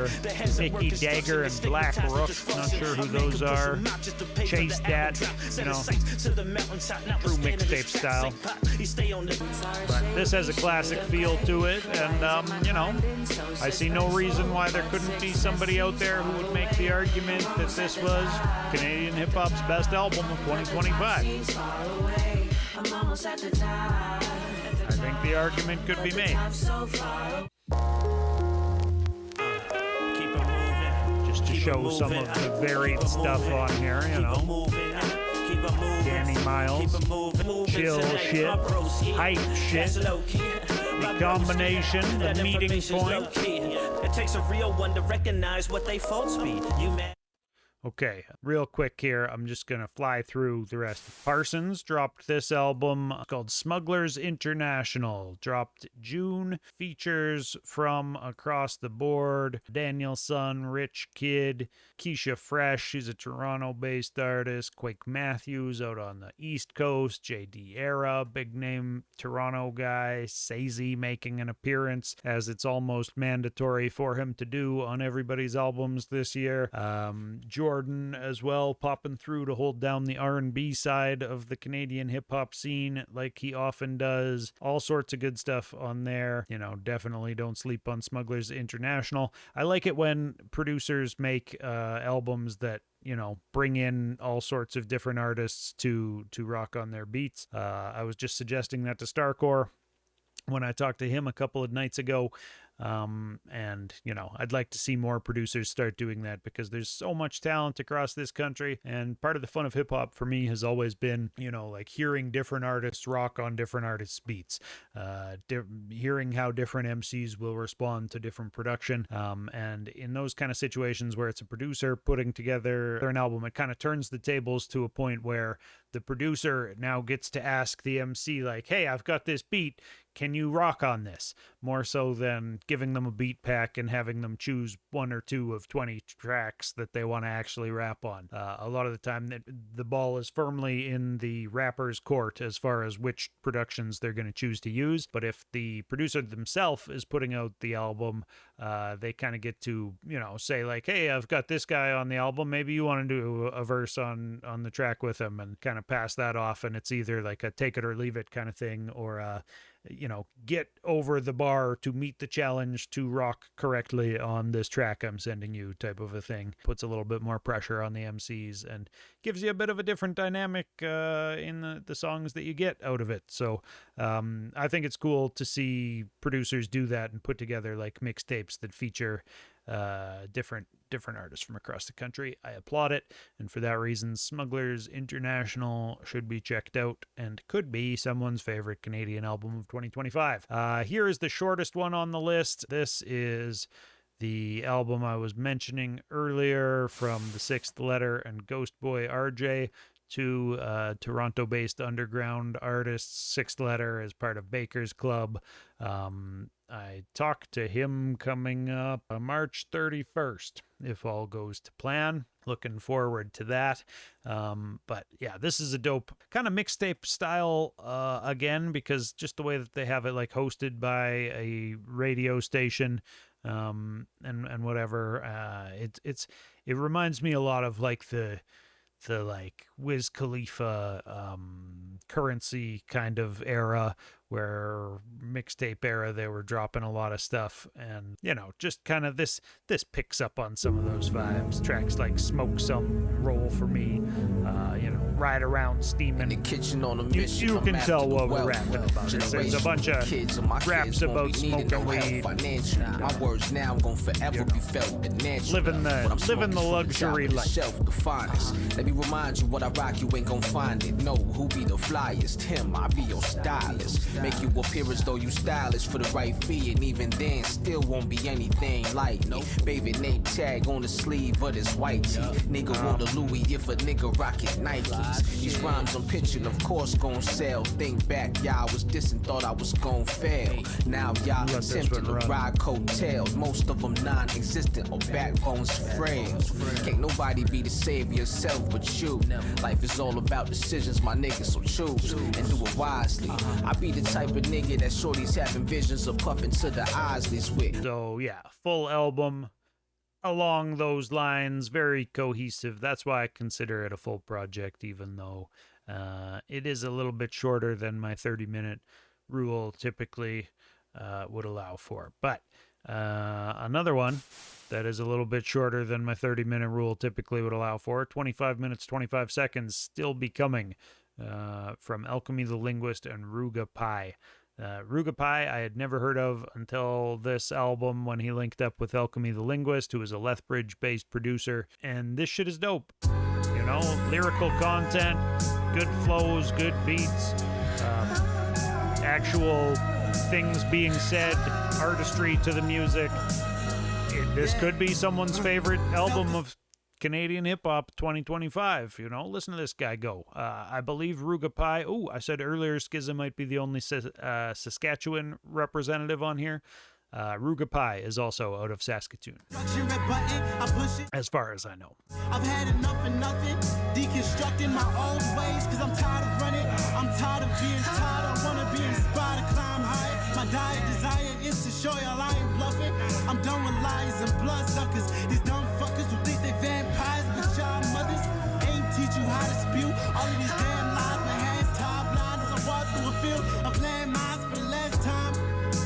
Or so I let myself believe. I wanted to do it helplessly, intentionally, taking turns to those roads I've seen end so hectically, recklessly shooting at enemies, and then them bullets connect almost magnetically. Now a mother wear a shirt of her baby, and it say rest in peace. And it say rest in peace. But my advice, don't hug the block, my nigga. Don't go run around being someone you not, my nigga. I've done a lot for niggas who ain't done a lot for me. I guess it's in my blood. Forget too much until I'm out of love. And possibly subconsciously causes me to please these niggas and bitches that don't care about me. They played a few tracks from this. Like there's an intro, an interlude, two interludes, I guess. So, you know, what is that, like 5? Looks like we got 6 tracks that are actually songs. But it feels cohesive to me. It feels like a full project. It feels like a nice introduction to a new artist. People shouldn't sleep on this one. Still becoming. This dropped in June. Misconceptions that you thought of me. I hate when the weight up top my shoulders gets to my fucking head. I hate being too unmotivated to get out of bed. I hate being underpaid, and I hate that I'm always waiting. I hate being fucking basic. I hate being underrated, and hate is an understatement for this feeling. I can't explain it. I feel it in my ribcage, and I hate that I'm this way, but I'm picture perfect in God's image in which I was made, nigga. God damn. Okay, so make sure you check out that album. It is worth a listen. Alchemy the Linguist and RUGA.PIE. Boldy James isn't Canadian, but Nicholas Craven is. He's Montreal-based. And this is a dope album, you know. What the fuck was it even called? Late to My Own Funeral. This dropped July of 2025. I've been stuck in this street shit. Ever since a juvenile delinquent, never turned down no phase. Spit the truth without the grievance. Outside chasing 100. Serving junkies quite frequent for this money cash hub. And these chunky ice trinkets. Purple stain in my cup. I think under the light, look kinda pinkish. Never spoke on that one shit. I know that. Gonna try to link it. Got that clarity of Boldy James's voice. Pair very well with Nicholas Craven's signature. Moving heavyweight, I'm talking no flab. They throw jabs, but still ain't had a clue since the old fad. That's all the time I'm giving that one. It's only half Canadian anyways, and everybody knows it, I feel like. Nicholas Craven gets the recognition that he deserves, and he's one of the few who does in this fucking country. Timbuktu and T.O. Huxtable. I think it's called Welcome to the Thunderdome or something along those lines. Just Thunderdome. Bunch of good shit on here. Let's see, what do I remember playing? I played this with Word Burglar. So these guys are back burner crew. But yeah, they had Mocha Only on one track as well, Ghetto Socks on one track, Choke You Leads from Swamp Thing, Timbuktu is also 1/3 of Swamp Thing, Civilian being the other third member of Swamp Thing, he's also on there, Ghetto Socks a couple times. But good head nod, bouncy, fun, but also skillful lyricism. Welcome to the walled city. You're in for a tough time. You think you're above the law? You ain't above mine. Mind full of muscle, and I don't smash faces. Word Burglar's dope. Big ups to Word Burgie. Diving through the sky, wearing lime green. Find me buying hard tickets to Hawaii. 89 grimy VHS, flying from a crime scene on a BMX. It's Word Burg. Where we're going, we don't need roads. Lightning on plutonium, the flow is from a gene code. Fight me. Here, let me just click another couple of these and give you an idea of what else the rest of this album does. Like North Korean balloons. Everybody know we smash it when we in the room. I'm popping out a casket. Baby, fall down, go boom. Masked up like Michael Myers with my Halloween goons. Yeah, not my fault. Bathrobe like Eric Stoltz. I'm the big. I remember playing video games while I listened through this album. Quite enjoyed it. Great album to smash out some fools.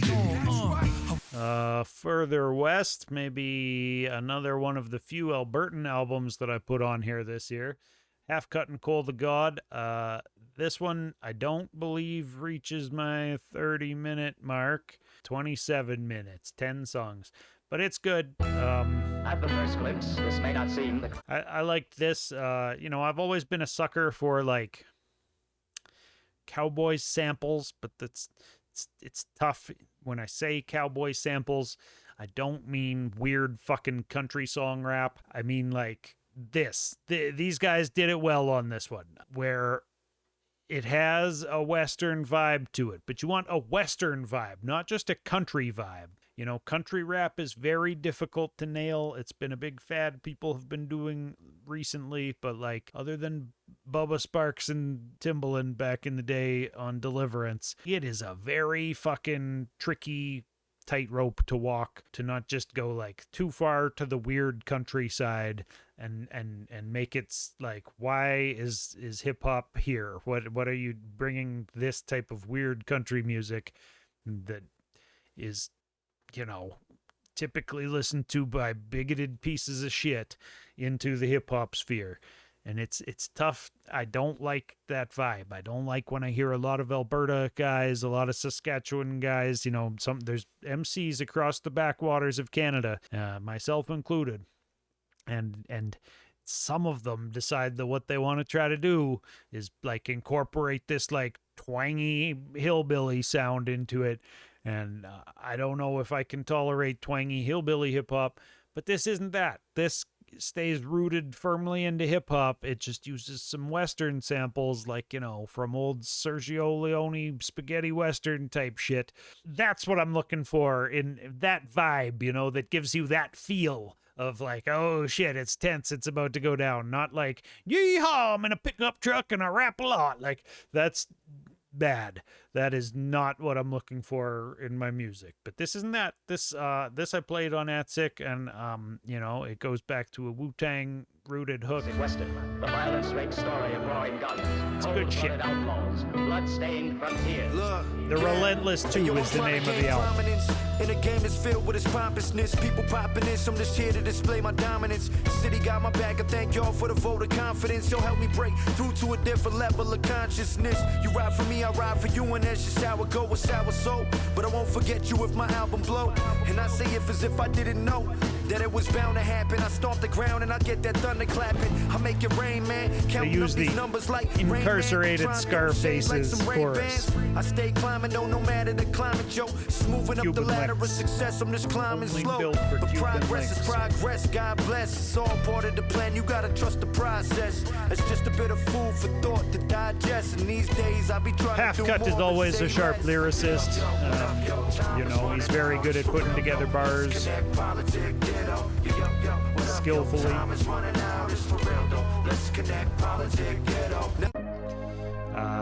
This track I also played, you know, Danielson on here, Straight Trip as well. Born to get busy. North side. This one was super dope. Son, so. Run bar shit. Take to the court side real quick.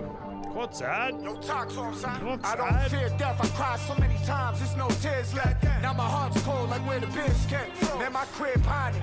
Chick web shit. I swear I hear steps. Reminisce on lid jets. I throw a dart through a disc chest. You know it's backstrap season. So much bad luck. I see the black cats creeping. I serve a great purpose. Okay, you get it. Good, solid boom bap stuff coming out of the prairies. Nice to see them link up with some of those other artists that they got on there, like verses from Rex, Danielson, Guilty Simpson on one track with them. Straight Trip is an Edmonton guy, I believe. Maybe he's Calgary. I don't know. He's Alberta based anyways, someplace. But yeah, dope album, The Relentless 2.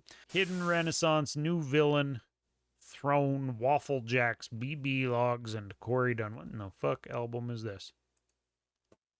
Troika, of course. New Villain album. This was my second favorite New Villain album, much the same with Ezza. You know, these guys get very good at doing what they do, and then they're cranking out album after album after album, and they kind of pick up right where the last one left off. You know, there's some dope shit on here. What did I play on here?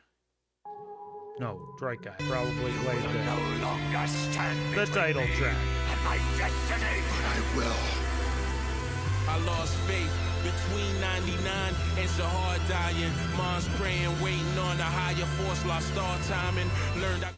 Yeah, I'm going to just skip through these. I got to get to making AT6. So there was a dope album from Fuzzy Ed as well. He's a Calgary-based producer, dropped On the Way Home. Sorry, Just the Way Home, February 21st. Like I was saying earlier, producers who bring together a bunch of different MCs are something I enjoy on their projects, though Fuzzy Ed reached out to a lot of Americans. You know, we got Tone Spliff, Solomon Childs, G-Fam Black. G-Fam Black is a Toronto guy. Suicide Kings, Lu Chin Chen, Copyright, and Tone Spliff. Anyways, a lot of solid boom bap stuff there from Calgary producer Fuzzy Ed. Album The Way Home. Troy Dunnett, Montreal-based dude. BBS was the name of his album. This was another lengthy one. You know, had some big features, Mocha Only and Socrates. Track called Sailing. I played a few of these tracks for sure.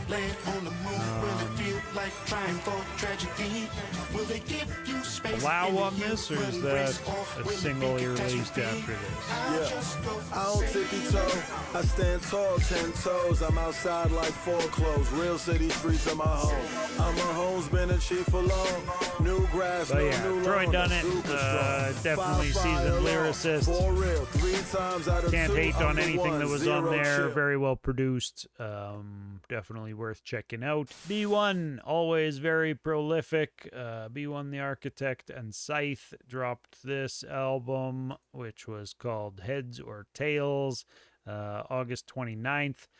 Features from Daniel, Sun, Grand Imperial, Kilo C, Blue on one track. I definitely played that. Give you a sample of that. This is a big feature for a Canadian artist to land. The morning rain dropping pellets on the window. My disdain for the game can't be washed away so easily. Storm clouds brewing while you listen to the one with Danielson got more plays than the one with Blue on it. That surprises me. No interest in getting up. My eyes closed and slow breathing. Cold winds and gray skies. But shouts to be one. He works a lot with a lot of different artists. Produces his own stuff. Raps and raps and raps and never stops. In and out of dreams with the soundtrack set in the mood. Raindrops, the patter on very the roof with the pattern deserves the recognition. Sadness. I don't know if I'm supposed to pronounce this dude's name Narcy or Narky. Then hold a I'm gonna say Narcy because no one wants to be a narc, right? He give a fuck like he married Muta. But I like his vocal style and intricate bars. Corner shot flow like a Puerto Rock with Aki. I knew a Rocky. Montreal-based dude. He got shot over quarter-pound of chopped cheese. Life monotony. Devices clock me. I put the Saddam Hussein Patek on the dresser. Buddha Blaze, I believe, is the producer. Who is he to him? Huey P. Nukem. Catch a contact. You and me puking. And this album, No Smoking Allowed. I'm a nuisance. Hypochondriac since my father Sit and watch it burn like a Gavin Nuisance. White man on attack on the map. Life is like cinema, Tupac, hit him up, two side, who ride, you die, minimum. Did it do by mini run, new mind, too high, ooh, I really am YouTube, rabbit hole, new school, animal, Bluetooth, new truth, I'm an animal too. Good shit on here if you like bars and boom bap. Again, there's no shortage of bars and boom bap coming out of Canada. Narcy? I'm going to say it's got to be Narcy. Narcy and Buddha Blaze. Dope shit. No Smoking Allowed was the name of the album. On to Slick Jack and Vincent Price. They dropped 2 this year. Does nothing but reinforce all those bad feelings. This one is off of The Price You Pay, a track called KRS Gun. I played a few of these on ATSIC. I talked to these guys about making the album. They had good features. Bub Styles, Danielson, SD Knack, Troy Dunnett, calling on, fellow Montreal artists. On this one, Nicholas Craven, Dumb Paid, calling back and paying homage to classic KRS-One. That gets points for me. Vincent Price been giving a lot of dope production for Slick Jack's instrumentals over the past 2 albums here. And Slick Jack just has a vocal quality that resonates, So cold I rock thermal gloves and left your whole crew ice. Too nice to keep my it sounds like he's been through it. Put him out of business and I laugh when they shops close. So Street Tales, all sorts of good shit on here. Maniac grabs your neck, taps the back of your favorite head up against the barroom wall, and he looks at crooked. Getaway Chauffeur, I think. Get there. The KRS Gun. Something else here. Dumb Paid. Oh yeah, the one with yeah, definitely. I played this. Big 514 shit, here you go. Yo, been backwards for accolades, but not me, so I don't need no props. What I need my... Anyways, dope album. People should check it out. The Price You Pay. Second of 2 drops from Slick Jack and Vincent Price in 2025. It takes a lot to get anybody to pay any fucking attention in Canadian hip-hop, so a lot of these guys just keep hammering away. When you're an artist at this level, it's fun for them to make music, so I think that that's their hobby, and why play video games if you can knock out tracks instead of that? That's something I need to try to embed in my own mind. I've been wasting too much time. But anyways, Errol Eats Everything is a artist who originally, when I discovered his music, and I don't mean that I was the one who discovered it for the world or whatever. I mean when I myself personally found the music, he, I think, was based out of Edmonton. I feel like he did some work with some Edmonton artist, and that was why I found his music, and maybe even his bio or his listeners at that time led me to believe he was actually from Edmonton. And then, I don't know, his bio now doesn't say anything about where he's from. AI guesses he's from Toronto based on his working with John Kabongo. I don't really know. Here's the track with K-Riz. This is one of the ones I played. But the shit is all just like really high level, nice production, bars that work. Bars that work. There's artistry at work here. You can tell, he's a practiced lyricist, practiced delivery. I have no complaints about anything on this album. It could be someone's favorite Canadian album of 2025. Was fresh, man, now you rock red shirts. Bun it down until your bald head hurt. Watch it fall head first, so shit. Don't think you're slick. A big bad boy can be folded quick. Just like any little you can hold a blick. But can he take the pressure when he holding it? That's the question. But the answer is life's a lesson that you must learn. Life's confessions and essence less. But when the pressure comes, you better skip your turn. Who you impress and show a little concern. Shine your light and let the devil sunburn. Let us reaffirm the truth. This concern the youth, be out before you turn to shoot. Be out. Anyways, on and on we go. I guess this is a third album from Sazy that I put on the list. Sazy with Lupara. The fuck was this one called? God Wants You Dead or something? Word on the Street is God Wants You Dead? Yeah, there we go. Word on the Street is God Wants You Dead.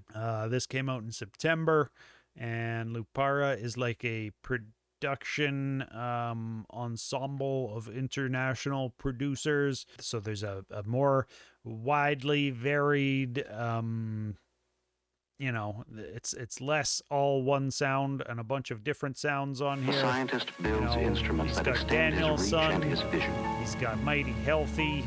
His great telescopic eye has the light-gathering power of 1,000,000 human eyes. Yeah.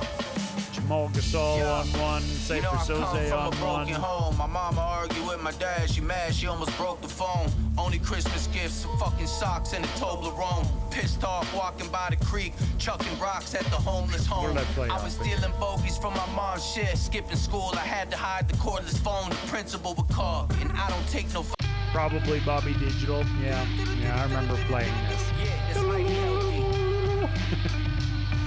Bob Digital noise. Short shot, yo. Let's go. The silencer through the headphones. They never see me running up, I kill them with the dead tone.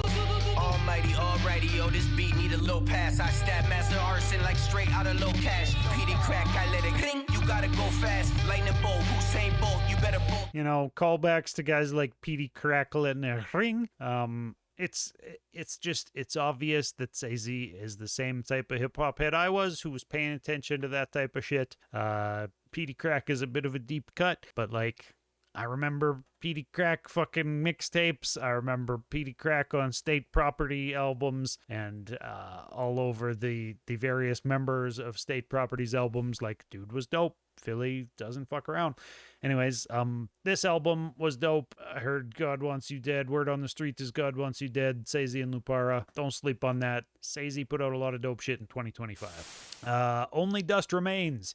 You want to get really artistic? You want maybe the most artistic, expressive, and exploratory and pushing boundaries hip-hop album from Canadian hip-hop? We might be talking about Only Dust Remains from Backswash. What did I play from this? I don't remember. But the shit is dope. It's super well made, emotional delivery, singing and rapping, melodies catchy, good production, layers on layers of musicality to intake throughout the album. I listened to this one at the gym, a month ago, and was quite impressed again. It came out in March 2025. I'm pretty sure that Backswash is from Montreal. That's the beauty of it if I'm truly honest. No need to sugarcoat with movie cause of symbiosis. Getting critical acclaim. I wonder, let me see, how many plays? Getting plays as well as critical acclaim. There you go, 100,000, 250,000. This track we're listening to, 255. Damn, the ones that I played are always the ones that have most plays on. That is something.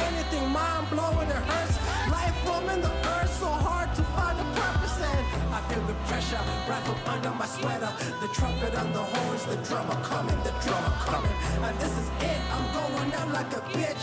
The trumpet on the horns, the drummer coming, the drummer coming. I told my lover, I don't need him to suffer. The trumpet on the horns, the drummer coming, the drummer coming. So run for cover, I'm ready, you motherfuckers. The trumpet on the horns, the drummer coming, the drummer coming. If you couldn't tell, I like revolutionary rap. 2025, a lot of my favorite picks here are revolution music. You know, as I listened through, I wouldn't have been able to tell you, oh yeah, this is revolution music, this is revolution music for a lot of these tracks. I didn't know clicking that track that it was. But yeah, that's what she's rapping about there. Rifle under her sweater. Here's another album that was dope and very long. This one, Buck65 dropped his album. What the fuck was this one called? Buck65's album Keep Moving kind of reintroduced Buck, East Coast legend, underground indie rap legend, back into the spotlight here after, I want to say, an extended hiatus. I played number 3 on the phone. Likely read it has been taken down because, like I said, this is indie rap, underground, legendary, and fuck Spotify. I don't like Spotify. I'm just here because it's easy, and it's easier than me clicking through everybody's fucking website right now, where they probably don't even all have websites, or if they do, they're probably not updated and this and that, right? People concentrate on updating their Spotify, so that's where I find their shit. Even like clicking through people's IGs, I could probably find all these people on Instagram the same way that I'm sitting here doing this, but you'd find, like, you know, show promos and little promos for songs, but you wouldn't find like lists of the names of the albums and stuff easily. So this is just the easiest way for me to do something like this, but it's still fuck Spotify. I've been thinking about switching to Tidal. I've heard you can import your playlists to Tidal, so I might look into that if I find a minute or two to do that at some point in my life. But for now, I'm maintaining this constant merry-go-round of, you know, new releases on Friday, buy the music, play the music, drop the ad sick, do the interview, lather, rinse, repeat, around and around we go. Last album on this list, Daniel-san and Future Wave. Daniel-san dropped a few this year, I believe. Baggage Claims dropped in May, late May. Bunch of dope shit on here. What did I play? I think I played Sweet Peppers, definitely. No time to waste, man. Fucking time to waste. We need those penthouse views. Big blue horse on the long sleeves. Put him off the trail, they started barking up the wrong tree. I'd have played Pinstripe, something with Asun maybe, I don't know. Can't clearly remember. But with Daniel-san, you're always going to get like gritty, grimy, slimy street tales and yeah, just unrelenting reality raps about the more shocking and gritty side of street life. That's what I hear in Daniel-san's work a lot of the time. And you know, a lot of people love it. He's got a ton of fans. He's got a lot of momentum right now. I think he moved out to Calgary recently, so it'll be interesting to see how his career advances and if a relocation from Toronto to Calgary matters at all in the life of an independent artist or not. I'm sure, you know, everybody's sending files around, so as long as he's still got his microphone with him, I'm sure he's going to be just fine. Although, you know, appearances at shows in Toronto might have been how he made all these connects. Who knows? Maybe now he will. I know he knows Half Cut in Calgary. You know, they had tracks together. Soul Ice was on that Half Cut album, Half Cut and Call the God album there, so they've definitely worked in the past. But Future Wave is always dope, grimy, you know, boom bap beats, and I think their styles worked well together. This was my favorite output from Daniel-san this year. Bunch of good shit on here, but yeah, you could pretty much play it front to back if that's your style of music. You're gonna enjoy it. I already know, mama. And that is the end of my list of favorite albums from 2025 in Canadian hip-hop. What did I narrow it down to? Yeah, you know, I chose 656 favorites this year. And if I'm being truthful, there were all sorts of singles that were released throughout the year that were really good. and deserve mentions. Choosing my favorite rap single of the year would be right next to fucking impossible. But I did mention some of them as I went through these albums. But the thing is that, you know, it's kind of singles era now. So these albums, even though there's this many of them, these albums are a bit of a rarity. It's not so often that artists bother to put together, you know, full cohesive works and projects that work well from front to back, and these artists all did, and so I salute to them all. You know, the game around here is to try to get as much new music in as many new years as I can, and so I might chop some clips or do like a little edit of yesterday and today's session talking about all these albums. I don't know. Well, I'll fuck around. I'll see how much time I feel like I have, and it'll be what it'll be. This stream served its purpose. I'll probably download this and do some video editing to slam this one together with the one from yesterday. We'll see how it goes. I'll catch people later. I appreciate people for hanging out. Fridays, I'm back on Twitch, listening to new releases. Every week there's a bunch of new releases from across Canada. I do my best to keep my ear to the street and my finger on the pulse. And yeah, keep coming back to hang out. I'm going to be here in the afternoons more and more often. You know, I might get to 5 days a week here. Like, yeah, you know, Mondays might turn into studio day, I think. Tuesdays, I'm always on here for interviews already. So, like, maybe I'll pop on through the day and do more studio stuff if I'm feeling it on Tuesdays. Wednesdays are kind of an off day for me. You know, if I sit any out, it'll be a Wednesday. But oftentimes Wednesdays, I'm like, well, fuck, I've still got more ATSIC radar to finish before I make ATSIC tomorrow. So, around and around we go, lather, rinse, repeat, and the cycle continues. I will catch everybody